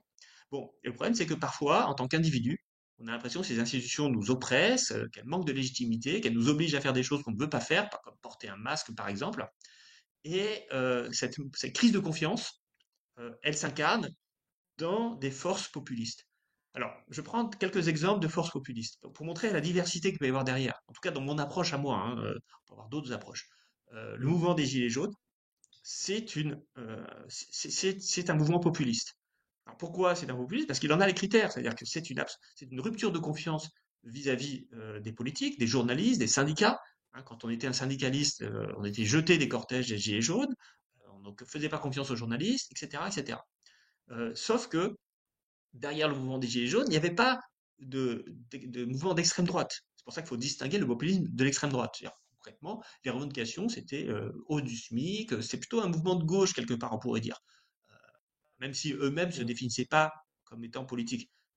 Ils étaient pour la hausse des retraites, des petites retraites pour la hausse du SMIC, euh, pour un État protecteur, en fait. C'est ça qu'ils demandaient. C'était une demande, en fait, c'est une demande d'État dans un contexte où on a l'impression que beaucoup d'institutions qui fait le lien entre la population et l'État étaient corrompues. Donc on s'adresse directement à Macron, en fait, avec les Gilets jaunes. Ça, c'est un mouvement populiste parce que c'est un mouvement qui émane d'une crise des institutions ou de confiance envers les institutions. Autre mouvement, le phénomène de Didier Raoult. Alors là, il a tous les critères du populisme, mais cette fois-ci, en fait, on va s'apercevoir qu'il va beaucoup plus aller vers l'extrême droite, puisque déjà Didier Raoult était assez marqué à droite et qu'il a été soutenu par tout un mouvement, toute une mouvance d'extrême droite et que derrière, il y a de l'anti-science, voilà, donc pareil, hein, anti-système, anti-institution, sous un fond de crise et d'angoisse de la part des gens. Et puis, troisième élément populiste, ben, Trump. Alors, ce qui est intéressant, c'est que Trump 2016 et le Trump 2024, ben, c'est pas tout à fait le même, mais on voit que les ressorts sont les mêmes. C'est-à-dire, on ne fait plus confiance dans l'establishment, hein, on remet en cause le discours des scientifiques, le discours des économistes aussi, hein, parce que aucun économiste sérieux, en tout cas, ne défend le programme de Trump en réalité. Oui, parce que même si moi je suis pas contre le fait d'être protectionniste, le protectionnisme de Trump est un peu délirant, faut dire ce qui est. Et puis ses coupes d'impôts sont délirantes. Enfin, il veut supprimer l'impôt sur le revenu, elle tombe par les droits de douane. Mais sauf que, en fait, quand on fait le compte, ça ne peut pas fonctionner. Alors, voilà. Même si on mettait des autres impositions à 200 ou 300%, c'est-à-dire qu'on ferait triplerait ou quadruplerait le prix des marchandises, eh bien, vu qu'il n'y aurait plus d'achat de marchandises, ça ne pourrait pas avoir les rentrées fiscales attendues. C'est-à-dire, voilà. Donc, voilà, donc le Trumpisme incarne finalement une défiance vis-à-vis des institutions et les gens qui n'ont plus confiance dans les institutions, ben, vont voter pour Trump. Xavier Milei, c'est pareil. Voilà. Et j'ai envie de dire Ouais. que En le Rassemblement Argentine. national, alors c'est un peu plus compliqué parce que il y a aussi une partie du Rassemblement national qui veut sécuriser, mais tous ceux qui sont dans le discours du grand remplacement, complotiste, etc., bah, ils sont parfois parfois aussi attirés par l'extrême droite. Et ces gens-là Mhm. incarnent justement cette défiance. Le grand remplacement, c'est quand même l'idée qu'on a des élites qui veulent remplacer la population française native par des étrangers. Pourquoi ils feraient ça? D'ailleurs, on ne comprend pas. D'ailleurs, et ouais, c'est des discours un peu délirants hein, qu'il y a derrière ça. Et ces discours délirants, ils émanent toujours d'une réalité où on a l'impression que les gens qu'on élit, eh bien, ne sont plus à notre service, ils sont au service d'eux-mêmes ou d'une espèce de complot qui vise à nous asservir. Ça, tu penses que c'est aussi le fruit Voilà. des politiques Oui, c'est le néolibérales? fruit des politiques néolibérales. Pourquoi je dis ça? Parce que les politiques néolibérales, eh bien, c'est d'organiser le marché, de faire en sorte d'avoir un marché qui va déterminer la société, qui va réguler la société par l'intermédiaire des prix. Et du coup, ça donne à l'État un rôle qui n'est pas celui qu'attendent les gens. C'est-à-dire que les gens, ils attendent qu'un État produise des services publics et permette à l'économie de fonctionner. Mais d'abord, son rôle premier, c'est la sécurité des gens, la justice, l'éducation en France. Alors, évidemment, les gens n'attendent pas la même chose de l'État d'un pays à l'autre, mais en France, on veut un système éducatif qui fonctionne bien, un système hospitalier qui fonctionne bien, la sécurité dans les rues, etc. On veut ça, on veut un État qui nous protège parce que la France a été construite par l'État. Bon, il peut y avoir d'autres visions de l'État dans d'autres pays. Mais en France, c'est ça. Sauf que l'État néolibéral français, eh bien, là, il est en train de dire, par exemple, sur le Mercosur, on a une opposition farouche au traité de libre-échange avec le Mercosur en France. Les agriculteurs, ils manifestent aujourd'hui, les Français sont contre, ils veulent pas manger du bœuf aux hormones, ils veulent que l'État les protège, et l'État français est en train de dire, bon, on va essayer de négocier pour empêcher la ratification du traité de libre-échange avec l'Union européenne. Sauf que la France ne veut pas empêcher Donc, la ratification. Mercosur, c'est avec Oui, l'Amérique oui, le latine, c'est Mercosur, ça? c'est l'Amérique latine. Et merci de rappeler, c'est vrai, pour ceux qui ne connaîtraient pas. Donc, ce qu'on sait jamais s'il y en a qui... Tout à fait. Donc, Ouais. l'État, Barnier, va dire aux Français quand le traité sera ratifié. J'ai fait ce que j'ai pu, mais j'ai pas pu. Et là, les gens, enfin, je veux dire, moi, ça va devenir fou. C'est-à-dire, pourquoi est-ce que je vote? Pourquoi est-ce qu'il y a un tel consensus contre en France? Et pourquoi ceux qui sont censés représenter nos intérêts abandonnent aussi vite? Et en fait, c'est vrai pour tout. Le marché européen de l'électricité, c'est un autre marché, une caricature de marché néolibéral. J'ai parlé du marché carbone, je ne vais pas y revenir, mais le marché de la production et la distribution d'électricité en Europe, c'est une caricature de marché néolibéral, là aussi. Et la conséquence, c'est un prix d'électricité plus élevé, indexé plus ou moins, en réalité, pas complètement, mais peu importe, mais dans les faits, c'est pas faux sur les prix du gaz, alors qu'on n'a pas de centrale à gaz, et que les Allemands, eux, ils ont des centrales à gaz. Donc, qu'est-ce que c'est? Alors, on a un prix d'électricité qui dépend des centrales à gaz allemandes. C'est quoi ce délire? Et là aussi, pourquoi on arrive à ça? Bah, les gens se disent, mais pourquoi nos gouvernements ont fait ça? Pourquoi est-ce ils ont pas, pourquoi ils sont pas battus pour empêcher ça? Et en fait, derrière la crise de représentation politique qu'on vit aujourd'hui en France, il y a une idéologie qui limite les interventions de l'État à l'idée d'organiser un grand marché concurrentiel ouvert sur le monde. Ben ça, c'est contradictoire avec l'idée que les gens se font de ce que doit faire l'État. Et ce gap, cette contradiction, cet écart entre ce qu'on pense que doit faire l'État et ce que fait réellement l'État et les institutions, eh bien, elles font émerger une crise de confiance. C'est tout à fait logique, en fait, quand on y réfléchit 2 secondes. Et cette crise de confiance, elle est liée au quoi? Bah, au fait que l'État est un État néolibéral. C'est-à-dire que il cherche à organiser l'ensemble de la production et de la société autour du principe des prix de marché.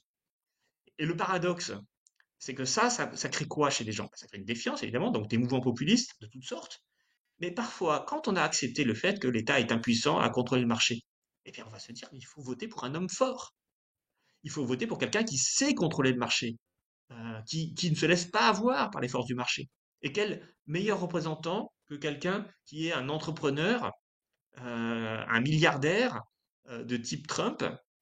C'est-à-dire que le vote Trump, il a une logique derrière ça. C'est-à-dire que comme on voit son État impuissant, eh bien, on va voter pour quelqu'un qui incarne la puissance. Et c'est des mouvements d'extrême droite qui incarnent aujourd'hui la puissance et le contrôle du marché, surtout quand ce sont des milliardaires qui, dans l'esprit des gens, les milliardaires, ils domptent le marché, ils ne se laissent pas avoir par les lois de l'offre et la demande, ils font les lois de l'offre et la demande, ils créent eux-mêmes le marché qu'ils souhaitent, qu'ils veulent.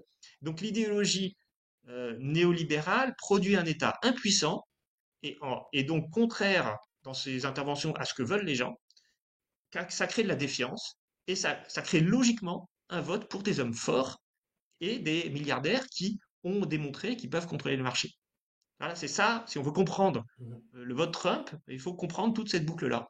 Selon toi, le néolibéralisme donc perd un peu de sa sublime et décline, selon toi? Oui, il décline parce que, d'une part, il décline parce que il produit des leaders comme Trump qui sont plus des néolibéraux. Et l'extrême droite. C'est-à-dire que l'extrême droite, alors j'ai pas dit, mais dans les caractéristiques du néolibéralisme, il y a aussi l'état de droit. L'état de droit, c'est l'état qui doit se soumettre lui-même aux règles. Ça veut dire qu'il peut pas faire, c'est l'inverse de l'intervention discrétionnaire. Si on veut qu'un État puisse faire fonctionner le marché, il ne faut pas que à chaque fois que le leader, le chef d'État puisse faire n'importe quoi sans prévenir personne.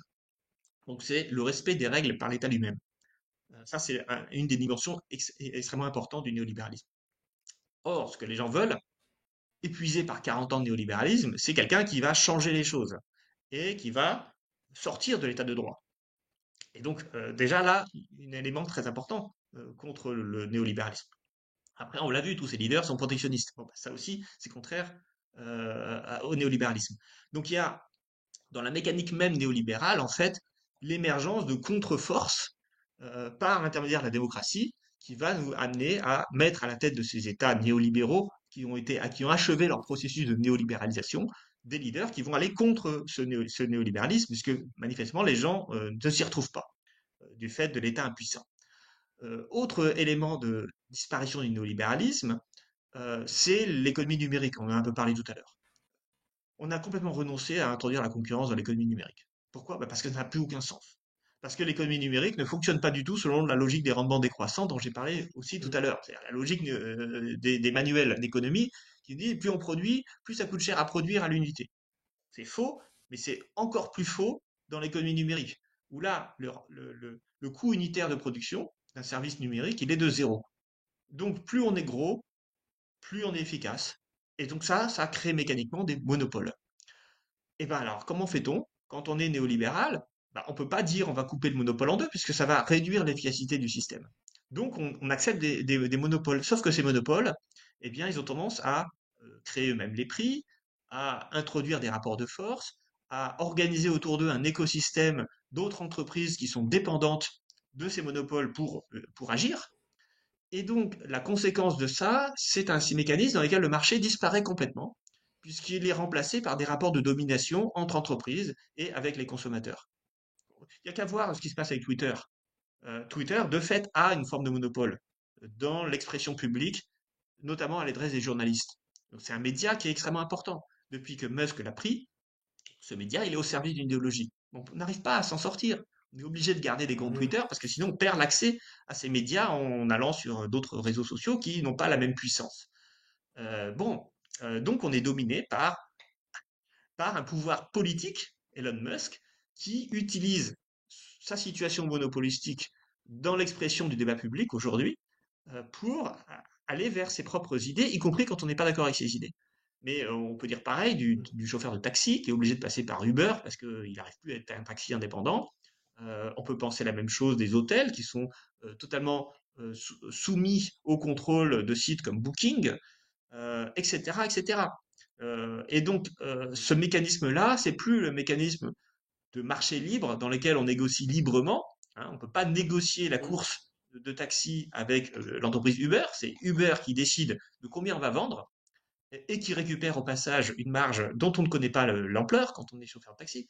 D'ailleurs, si tu vas un jour prendre un taxi Uber, discute avec ton taxi sur combien tu as payé la course et combien lui il a reçu. Et parfois, les écarts Mhm. sont gigantesques. Donc, c'est un truc totalement opaque qui n'est pas un marché libre dans lequel les individus échangent librement et négocient librement. Non, on est dans un environnement privé, une boîte noire dans laquelle on ne contrôle rien et dans laquelle le monopoleur récupère sa taxe. Donc c'est pas du tout du néolibéralisme, ça. C'est-à-dire que le néolibéralisme, lui, il Mhm. croit au prix de marché, il croit à la concurrence. Là, on a des rapports de domination.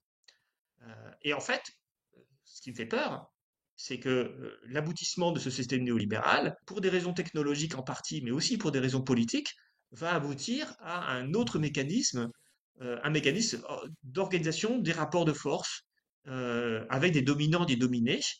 Et ce mécanisme-là, on le connaît très bien, c'est un mécanisme de type féodal. Et le monde qui s'ouvre devant nous maintenant, c'est un monde féodal, un monde de rapports de force entre dominants qui cherchent à accaparer des gens pour des seigneurs en quelque sorte, hein, qui vont exploiter le travail des serfs que nous sommes tous, plus ou moins, et des serfs et des dominés qui, eux, cherchent à trouver un seigneur pour les protéger. Parce que on a besoin, quand on est dans un univers d'une grande violence, de trouver la protection. Le servage, c'est un mécanisme en fait d'exploitation, mais c'est aussi un mécanisme de protection pour les cerfs. Les cerfs ne sont pas là en train de dire ah bah tiens le seigneur c'est super, bah, il a beaucoup de droits sur moi, je suis plus libre, mais au moins il protège ma vie contre les guerres ou contre les exactions qui peuvent se produire. Eh bien, le mécanisme dans lequel on rentre, le système dans lequel on rentre aujourd'hui, c'est un système de type un peu néo-féodal. Donc le néolibéralisme est mort parce que le néo-féodalisme, c'est contraire au néolibéralisme. Et je fais la transition aussi sur ton dernier livre. Quel est l'avenir du coup pour la gauche dans ce monde-là? Comment est-ce que la gauche peut revenir en force pour contrer, on va dire, à la fin du néolibéralisme et ce début de néo-féodalisme? Ah, déjà, elle peut pas faire n'importe quoi. Et la première chose qu'elle peut pas faire, c'est attiser le populisme. Or, il y a une partie de la gauche qui aime le populisme. C'est-à-dire une partie de la gauche qui aime Ok. attaquer les institutions, attaquer les journalistes, attaquer les scientifiques pour des raisons électorales, commencer par développer des accointances avec des communautaristes ou avec des anti-sciences. euh, C'est-à-dire que T'as des exemples là-dessus peut-être? ah bah oui, bien sûr, bah, quand Mélenchon et Mathilde Panot vont en Guadeloupe pour soutenir les antivax, euh, ils sont dans le discours de Didier Raoult. Et d'ailleurs, la première proposition qu'ils ont fait en 2022, après avoir eu une niche parlementaire, c'était la réintégration des soignants des soignants à l'hôpital, qui avaient été expulsés parce qu'ils refusaient la vaccination. Donc voilà, la France insoumise a développé un discours anti-science, anti-institution, et ne cesse d'exploiter la défiance vis-à-vis des journalistes. Il y a eu des agressions quand même de Mélenchon lui-même contre des journalistes. Donc rentrer dans cette logique de défiance qui pour moi ne peut conduire qu'à l'extrême droite. Parce que quand on est de gauche, on ne peut pas vouloir supprimer ce qui fait le lien entre les individus, qui sont justement les institutions. Surtout quand en plus c'est faux. Je veux dire, les vaccins, non, je suis désolé, non pas, ils ont sauvé des vies, et les mesures de restriction qui ont été mises en place pendant la période Covid, en France comme dans quasiment tous les pays, étaient des mesures justifiées. Je veux dire, on avait des hôpitaux complètement saturés et il fallait éviter, limiter la propagation de la maladie.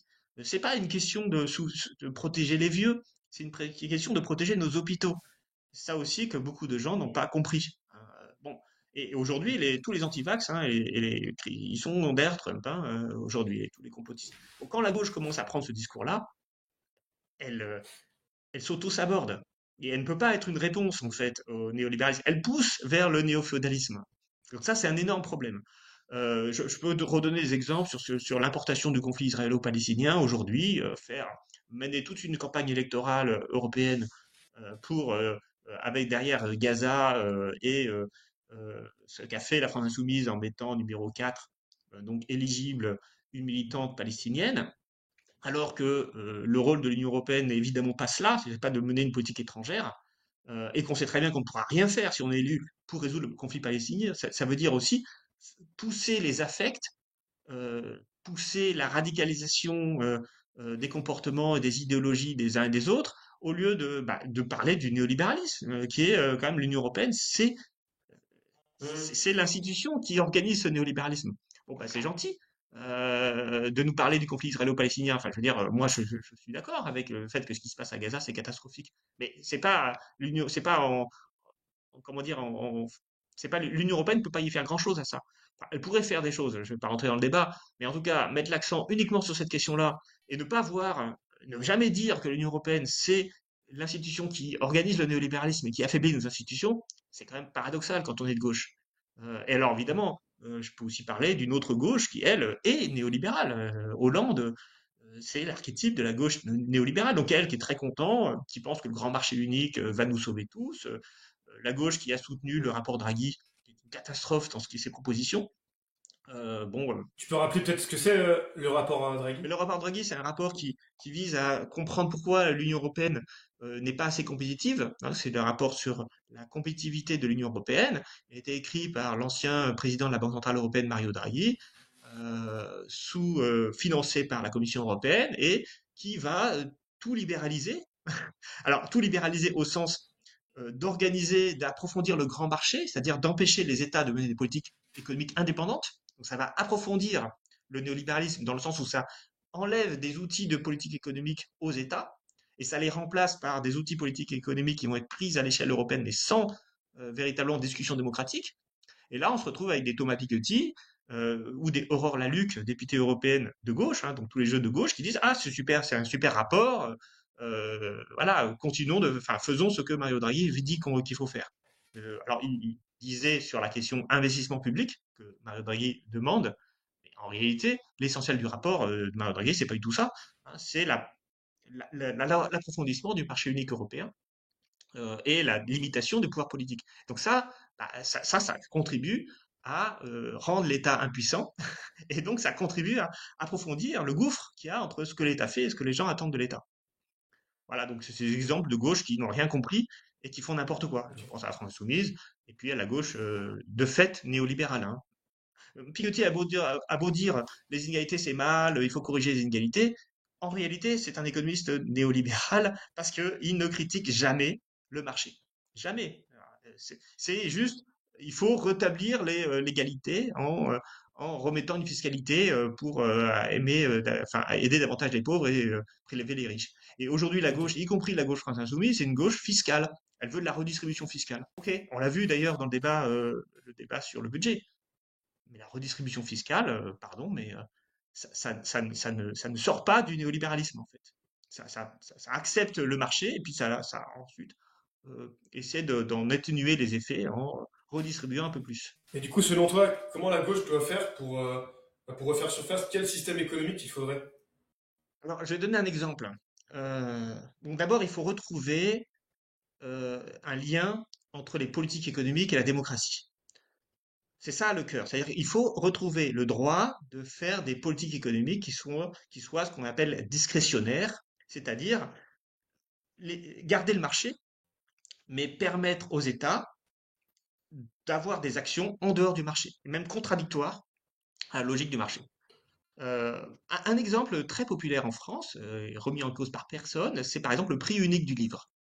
On considère en France que le livre ne doit pas être soumis aux lois de l'offre et la demande. Donc c'est l'éditeur qui décide du prix, et ce prix est obligatoire. Ça, c'est typiquement une mesure anti-néolibérale. Comme quoi, il en reste encore hein, des mesures anti-néolibérales. On pourrait dire aussi que d'ailleurs toute la culture a échappé au néolibéralisme parce que le mécanisme de financement des films français, on taxe les entrées de cinéma, notamment des films américains, pour subventionner la production de films français. Tout ça, c'est protégé du néolibéralisme. La culture en France est vraiment un système qui fonctionne pas si mal parce que justement, on n'a pas mis en place dans les institutions culturelles le projet néolibéral. C'est ce qu'on a appelé très longtemps, qu'on appelle encore toujours l'exception culturelle. Bon, ben ça, on pourrait le faire dans d'autres endroits.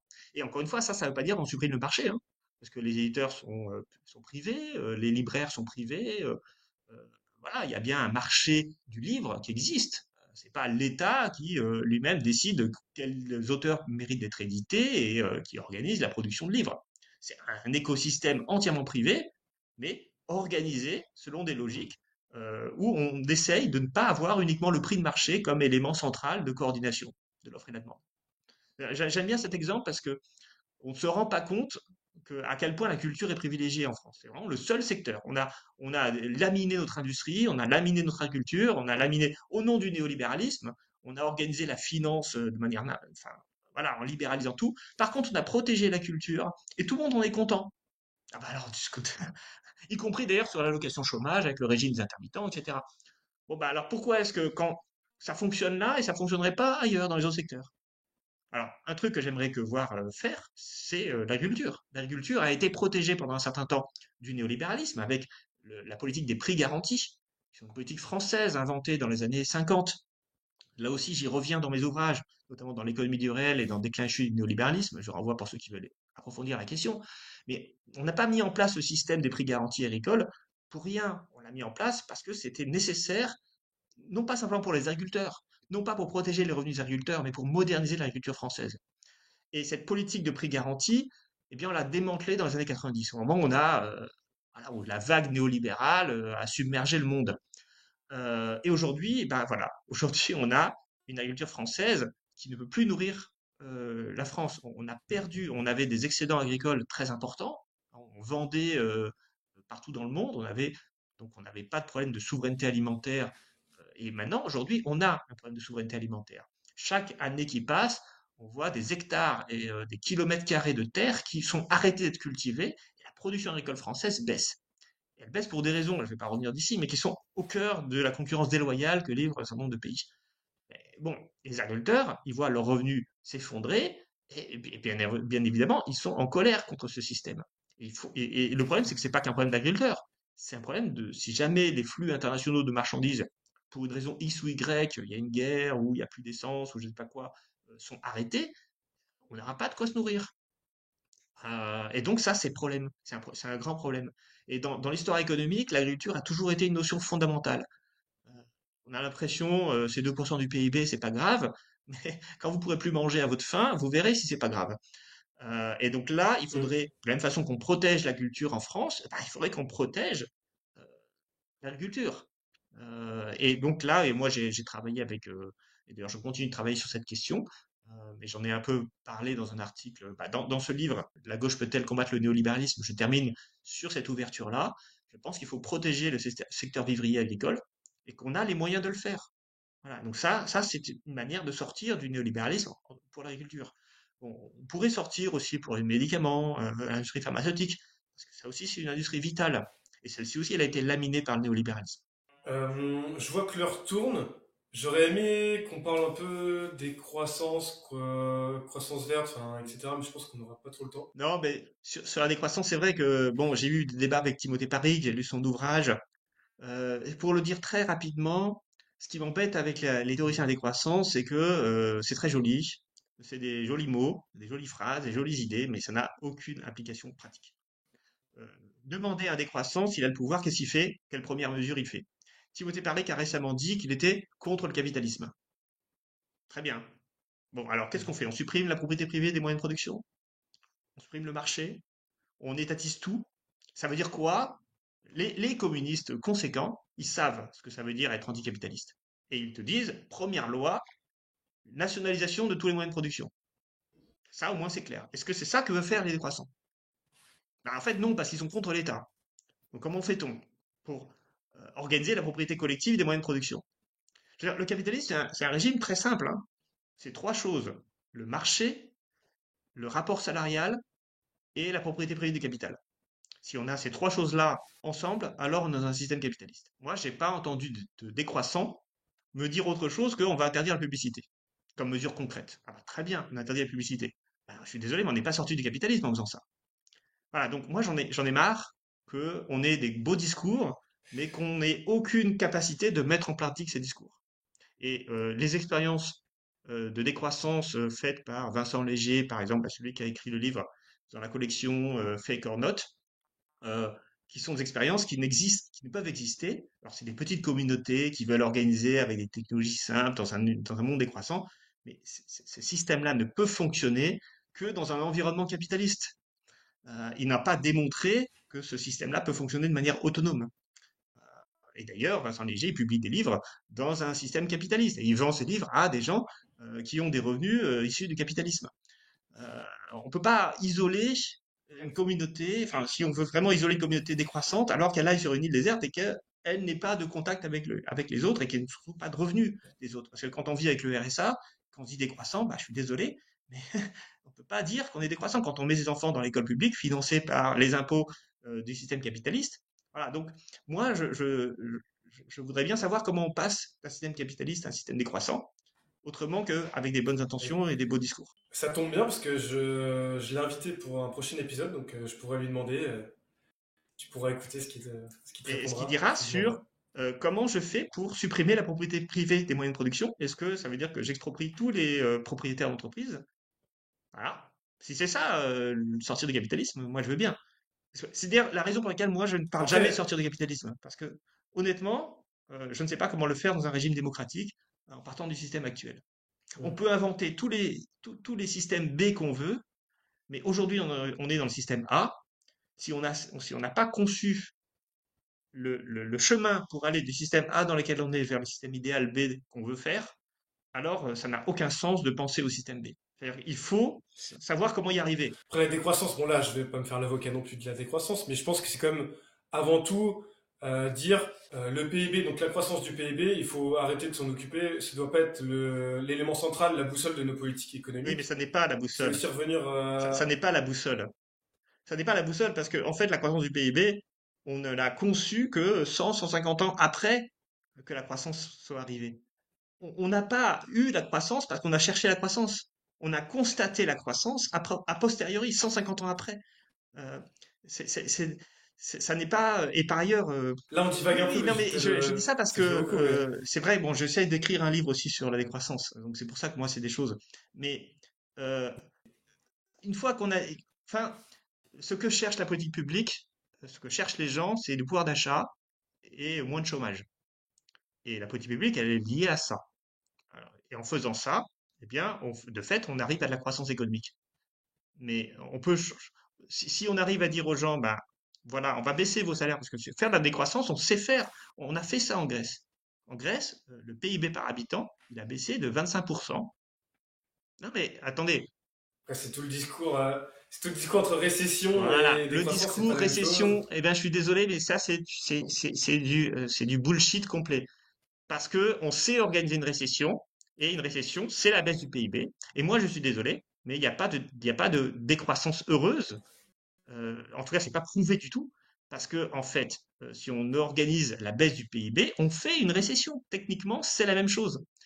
On peut dire, bah non, parce qu'une récession est voulue, une décroissance est voulue, elle est organisée démocratiquement. Mais c'est ce qui s'est passé en Grèce. Ça a été voulu, organisé démocratiquement. Alors démocratiquement, avec des pressions fortes vis-à-vis des institutions européennes et de la Banque centrale européenne. Mais que je sache, et on pourrait dire pareil de ce qui s'est passé dans l'Union soviétique au début des années 90. Moins 40% de PIB par habitant, ça a été démocratique, ça a été voulu, ça a été organisé. Voilà. Bon, et ça a été une décroissance. Sauf que les gens, bah, ça a traumatisé les gens, en fait. Ça a traumatisé les gens en Grèce, ça a traumatisé les gens en Russie. Ok, bon, je suis pas forcément. Je sais, Enfin, je Antoine. soutiens pas forcément l'idée, mais parce que la décroissance, c'est aussi, en fait, on a un gâteau qui est trop gros, on le diminue, mais on choisit pour quelle partie de la population ce gâteau va C'est ce diminuer, en qu'a fait. fait la Grèce. Les Ils revenus, ont choisi de baisser les retraites. bah non, enfin, je pense que oui, mais c'était plutôt les gens précaires et les gens qui n'avaient pas, enfin, Bien sûr. je veux dire. Mais quand on demande aux gens qu'est-ce que vous choisissez, bah, c'est ce qu'ils choisissent. Après, si on met des mécanismes de protection en place, en plus de ça, si les décroissants en prônent ça Les aussi, hein. décroissants, certains décroissants comme Vincent Léger prônent et même Timothée Paris, je crois, ils prônent le revenu universel, ce qui est complètement contradictoire avec l'idée de décroissance. Parce que la décroissance, c'est baisser les revenus des gens, c'est Écoute, baisser la part du marché. Si on donne des revenus aux gens, c'est bien pour acheter sur un marché. Donc, donc là, il y a des contradictions énormes dans les théoriciens de la décroissance. En fait, ils se sauvent toujours avec voilà, des slogans. La décroissance n'est pas la récession. Parce que la décroissance, on la connaît, je te dis, la décroissance, c'est la récession. Bon, c'est comme ça que les gens la voient. Alors, ils voient que c'est pas bien, que c'est pas très populaire, la récession. La Grèce, Russie, tout ça. Donc ils disent, ah bah nous, on va inventer un truc, mais qui est pas celui-là. Ben, d'accord, mais si c'est une baisse du PIB par habitant, ça aura les mêmes effets. Les gens pourront moins acheter. Voilà, ça va baisser le pouvoir d'achat. Or, ils ne disent jamais ça. Mais pourtant, la décroissance, c'est bien la baisse du pouvoir d'achat. Parce que le PIB par habitant, c'est l'ensemble des revenus. Si on a moins de revenus en moyenne, alors après ils disent oui, mais on va taxer les riches. Nous, on a fait le calcul dans la pensée alternative, on a fait le calcul en partant de la principe de la redistribution. C'est-à-dire, on a dit, ben voilà, on va enlever des revenus aux riches, on va baisser de 20% le PIB par habitant, et on va financer ça en enlevant des revenus aux riches et en donnant aux pauvres. Ben, la réalité, c'est qu'on ne peut pas donner de revenus aux pauvres, en fait. C'est-à-dire qu'on enlève des revenus aux riches, oui, il y a une décroissance, mais on ne rajoute pas de revenus aux pauvres. Et du coup, on perd des ressources fiscales pour financer les services publics. Parce que là aussi, la comptabilité nationale, elle est très claire. Aujourd'hui, en PIB de 100, c'est 50 pour la consommation marchande, 25 pour l'investissement, tout compris, le renouvellement, les bâtiments, le renouvellement des infrastructures, etc., et des systèmes productifs, et 25% de services publics pour l'État. Si on veut réduire de 100, passer à 75, et qu'on veut maintenir l'investissement parce qu'il faut quand même rénover les bâtiments, il faut quand même avoir des voies de chemin de fer, il faut quand même avoir enfin, des habitations, etc., des routes, etc., et qu'on veut garder, préserver les 25 pour le service public, eh bien, il faut diviser la consommation par deux, passer de 50 à 25 la consommation. On aurait un régime de 50, 25, 25, on passerait à un régime 25, 25, 25. Bon, ben voilà, il faut diviser par deux le revenu disponible des ménages.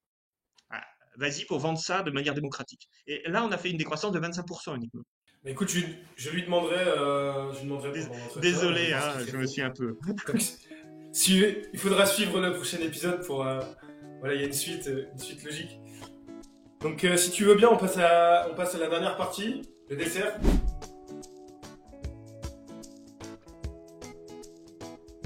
Alors, question un peu plus légère, un peu plus personnelle, on va dire hors cadre. Toi, quel économiste ou sociologue ou un autre écrivain t'a le plus inspiré dans ta carrière? Bah alors, j'ai réfléchi beaucoup à ça, en fait. Bon, déjà, ceux qui m'ont le plus inspiré, c'est quand même mes profs de licence à Grenoble. Euh, C'est-à-dire que, et notamment, il y a une chose, mais ça viendra peut-être dans une autre question, mais peu importe, j'y réponds maintenant, parce que c'est la chose la plus importante. J'ai une prof, alors déjà, tous mes profs de licence et de première, deuxième année m'ont inspiré de manière considérable, mais une prof en particulier qui s'appelle Anne-Marie Chartier, qui faisait un cours sur croissance et développement. Donc typiquement, dès le début, moi j'étais environné de profs qui m'expliquaient la croissance n'est pas le but de la vie, le développement c'est pas la même chose que la croissance. Donc ces questions hein, autour de la décroissance, j'étais imbibé dedans dès le début. J'ai eu des études très ouvertes à ce niveau-là. Mais il y a une chose qu'elle m'a dit et qui m'a marqué comme boussole, c'est quelles que soient les intentions qu'on a, très vite, quand on pense qu'on est supérieur aux autres, on finit spontanément par être antidémocratique. C'est-à-dire qu'on finit par penser qu'on a raison contre les autres, parce qu'on est plus intelligent, on a plus étudié, etc. Et ça, l'antidémocratisme, c'est la chute, c'est la faillite de tout processus de développement. Le développement de la société, l'amélioration globale de la société ne peut être que démocratique. Et il faut faire très attention à ceux, et il y en a beaucoup à gauche, qui pensent qu'ils peuvent être pour les gens et pour le peuple en se passant la démocratie. Ça, c'est ma boussole. Je pense qu'il faut avoir toujours l'humilité de penser que quelle que soit la solution qu'on peut avoir et qu'on peut imaginer dans sa tête, si elle n'est pas validée démocratiquement, elle est dangereuse. Et ça vaut aussi pour les décroissants, qui sont tous en train de dire oui, la démocratie, mais en fait, quand on veut promouvoir quelque chose que les gens ne veulent pas, eh ben, faut qu'on revoie sa copie. Voilà, d'une manière ou d'une autre. Si c'est pas validé d'un point de vue démocratique, ça ne peut pas fonctionner. Évidemment, c'est vrai pour les néolibéraux qui veulent se passer la démocratie. C'est vrai pour les gens de droite et les Trumpistes qui veulent se passer aussi de la démocratie et même de l'état de droit. C'est encore pire. Mais donc voilà, donc aucune solution ne peut advenir positive si elle n'a pas si elle ne passe pas par la case démocratique. Démocratie. Ça, cette exigence démocratique, c'est Anne-Marie Chartier qui me l'a enseigné en première, deuxième année.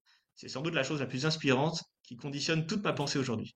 Et je me pose à chaque fois la question, comment fait-on pour faire valider ça démocratiquement? Et si je vois que ça marche pas, parce que les gens, ils sont pas tels qu'on voudrait qu'ils soient, ils sont aussi parfois dans des considérations très matérielles, euh, très basiques. Voilà, ils veulent vivre, avoir des enfants, un job, voilà, ils veulent ça finalement. Et donc voilà, et si la démocratie fait que c'est Marine Le Pen qui est élue en 2027, eh bien il faudra l'accepter. Parce que la démocratie, c'est indépassable. Et même si les résultats ne sont pas ceux qu'on attend, hein. Trump, il a été élu démocratiquement, il a la majorité du vote populaire hein, aux États-Unis, ce qu'on pensait pas qu'il allait se passer. Eh ben, il faut accepter cette situation et se poser la question de comment on fait pour regagner la confiance du peuple. Et pas dire, ah ben, il n'est pas légitime parce qu'il est d'extrême droite. Parce il est d'extrême droite, c'est un type hyper dangereux, Trump, et il va pas, lui, rentrer dans la démocratie. Mais nous, il faut qu'on garde cette boussole-là. Pardon, j'ai encore des... Bon, sinon, comme autre économiste qui m'ont inspiré, je vais répondre très vite. J'en ai donné quatre. Adam Smith, je pense que c'est un grand auteur qu'il faut lire. Karl Polanyi pour son livre La Grande Transformation. Je Ok. suis vraiment dans la continuité de son œuvre. Enfin, j'estime que mes travaux sont dans la continuité de son œuvre. Friedrich Hayek, c'est un auteur que j'ai beaucoup aimé, même si c'est un néolibéral et je suis absolument contre ses conclusions. C'est quelqu'un qui a une pensée intéressante. Voilà, je cite ces trois-là comme économiste qui m'a beaucoup inspiré. Selon toi, C'est quoi le message, en tout cas la politique économique la plus grotesque, Alors, la pire idée économique, on va dire. il y a une idée qui est assez répandue sur les réseaux sociaux et chez les gens que c'est le secteur privé qui finance le secteur public. Ça, c'est complètement faux. C'est faux parce que le secteur public en fait produit des richesses. C'est juste que ces richesses sont allouées de manière différente que le secteur privé. Et la meilleure preuve qu'on peut comprendre, qu'on peut voir, c'est il y a eu des États dans lesquels tout était public. C'est l'Union soviétique et les gens mouraient pas de faim. Il n'y avait pas un secteur privé pour financer la production publique, puisque tout était production publique en Union soviétique. Donc on ne peut pas penser l'économie avec cette dissociation public-privé. En réalité, public et privé, ça forme une symbiose. Les deux se nourrissent mutuellement. Et c'est pas le privé qui finance le public. On pourrait dire même parfois que c'est le public qui finance le privé, mais ça serait aussi idiot, parce qu'en réalité, c'est un système dans symbiotique, l'espace public et l'espace privé. Une autre chose que je trouve grotesque, c'est de confondre monnaie et richesse. Euh, Ça, c'est un truc malheureusement qu'on voit beaucoup et parfois à gauche. Ah ben, donnons de la monnaie, créons de la monnaie et vous allez voir, on sera plus riche, on pourra financer plein de choses.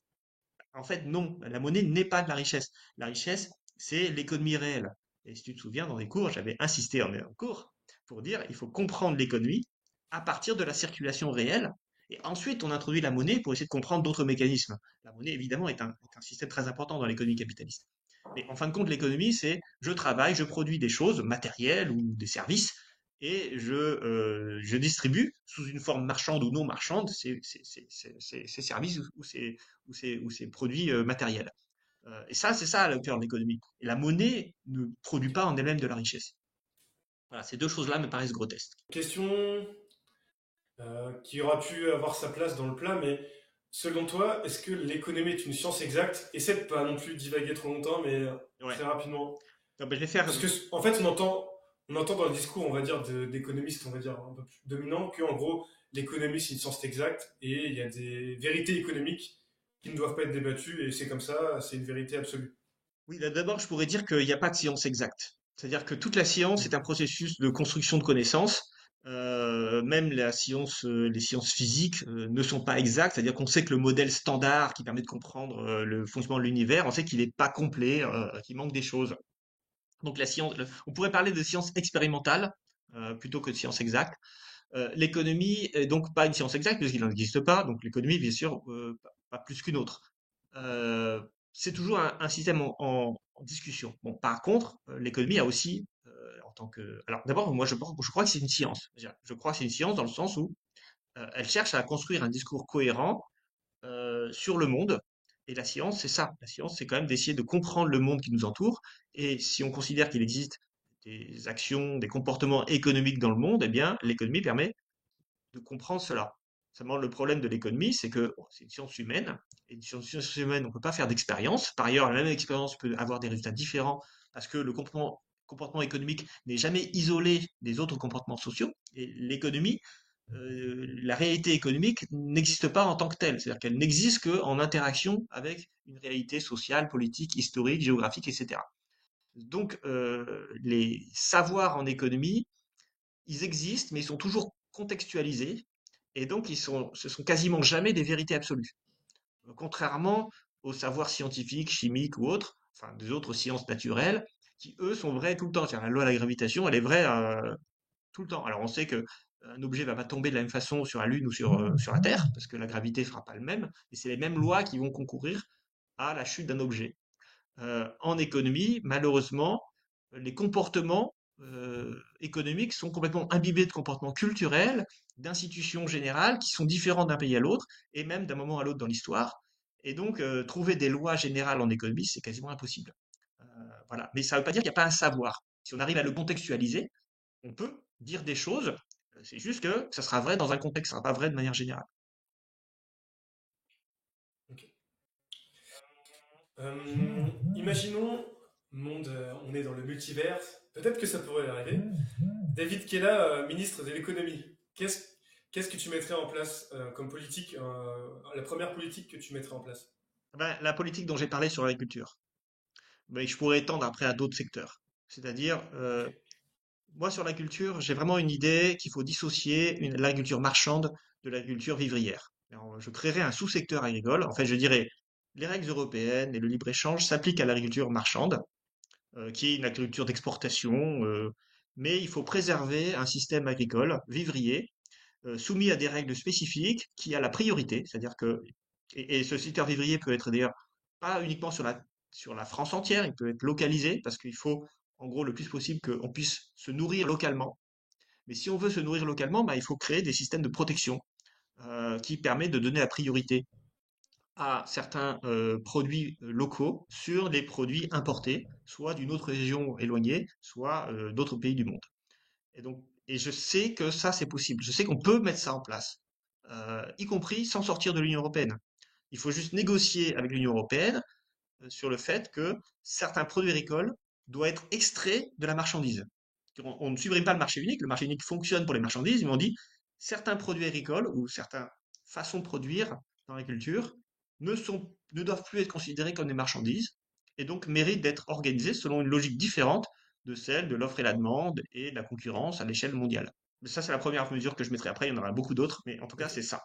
Et ça serait pas une loi fiscale de redistribution. Parce que, comme j'ai dit, ça c'est très bien, mais ça change pas le système. Je serais pas contre, hein, mais c'est juste que voilà, il faut vraiment des mesures structurelles, pas des mesures de réparation des méfaits du néolibéralisme. Comment ça se passe le processus d'écriture d'un livre? C'est un éditeur qui te contacte? C'est toi qui contactes un éditeur? Comment ça se passe en fait? Ça, c'est une vraie question parce que moi, quand j'étais jeune étudiant et que je voulais écrire des livres, je savais vraiment pas comment faire. Et alors, l'occasion que j'ai trouvée, c'est quand Coralie Delhomme avait déjà un éditeur et donc elle voulait écrire un livre et donc je lui ai proposé d'écrire avec elle. Donc ça, c'est mon premier livre. C'est juste que j'ai trouvé un auteur et j'ai proposé d'écrire avec cet auteur et comme ça, j'ai une première maison d'édition. Euh, mais en fait, je me suis aperçu qu'il y a d'autres moyens. Après ça, puisque l'économie du réel, c'est un livre que j'ai publié parce que j'ai rencontré un éditeur donc de Boeck Supérieur qui faisait un stand à l'université et il m'a proposé d'écrire un manuel. Alors moi, je me sentais pas prêt pour écrire un manuel et puis j'ai dit bah moi, je voudrais écrire un livre un peu hétérodoxe qui critique un peu les modèles économiques parce que voilà, des choses qui vont pas et il m'a proposé, il m'a envoyé un fichier où il y avait enfin un formulaire où j'expliquais mon projet de livre et il a été accepté. Donc là, c'est une rencontre avec un éditeur à l'université d'Angers et ça n'a absolument rien à voir avec le fait que j'ai publié un livre précédemment. Peut-être que ça a participé parce que j'étais déjà un auteur à ce qu'ils acceptent mon projet. Et en fait, ce qui se passe aujourd'hui quand on veut faire des essais, c'est qu'on est souvent contacté en tant que chercheur parce qu'on est connu médiatiquement par des éditeurs qui nous proposent. Par exemple, le bord de l'eau, bah, là, c'est pareil, c'est l'éditeur qui cherche à publier des livres et qui a passé un accord avec un média dans lequel j'écris, qui s'appelle Le Temps des Ruptures. Et du coup, en fait, j'ai remis à jour un certain nombre de chroniques que j'avais déjà écrites. Donc, c'était un livre assez facile. Voilà, et maintenant je suis parfois contacté par des éditeurs. Par exemple, les livres en anglais chez Routledge, j'avais fait une conférence en économie, je présentais un article sur le populisme et le néolibéralisme, et la question du populisme intéressait beaucoup les éditeurs à l'époque, en 2018, au moment où Trump venait d'être élu, et donc manifestement, ils cherchaient des économistes qui puissent parler du populisme, et j'ai reçu trois propositions d'éditeurs différents, et donc j'ai choisi Routledge. Ok. Voilà, donc quand on est enseignant-chercheur, on a des ouvertures du fait qu'on est enseignant-chercheur et des éditeurs qui cherchent et qui nous contactent pour nous proposer des projets de livres. Et après, ça se passe toujours de la même façon. On construit un projet et ce projet est validé. Et à partir de là, eh bien, on écrit un livre et celui-ci, en général, est accepté une fois que le contrat est signé, c'est-à-dire au moment du projet. Est-ce que, je vais passer sur une question un peu plus, on va dire, liée à l'écologie. Est-ce que tu es optimiste, pessimiste quant à l'avenir de notre planète? Comment tu vois la planète dans 20, 30, 50 ans, 100 ans? Je suis très pessimiste. Je crois que nous ne sommes pas du tout sur le bon chemin parce que nous n'appliquons pas les bonnes méthodes, parce que nous refusons d'appliquer les bonnes méthodes pour des raisons idéologiques. Et donc moi je pense qu'on va continuer de réchauffer. Le réchauffement s'accélère, hein, encore une fois. C'est pas juste qu'il continue d'augmenter, c'est qu'il augmente de plus en plus rapidement. Les conséquences, elles aussi, du réchauffement climatique sont de pire en pire, et ça va aussi s'accélérer. Ce qui veut dire que d'ici 2050, je serai sans doute encore en vie à ce moment-là, en tout cas j'espère, je vais vivre longtemps. Je pense qu'on aura atteint un réchauffement climatique bien plus important que ce qu'on a aujourd'hui, qu'on aura à faire face à les conséquences des zones entières de la planète qui seront inhabitables. Il faudra gérer des réfugiés, que cela risque d'entraîner des conflits, des guerres même. Euh, et on n'a pas idée des conséquences que ça va avoir. Après, l'humanité va pas mourir, la Terre ne va pas mourir, les écosystèmes vont sans doute pour certains d'entre eux disparaître, mais ils vont pas tous disparaître. Il y aura peut-être une extinction, mais la Terre en a déjà connu cinq. Voilà, il y aura une extinction de masse, oui, sans doute.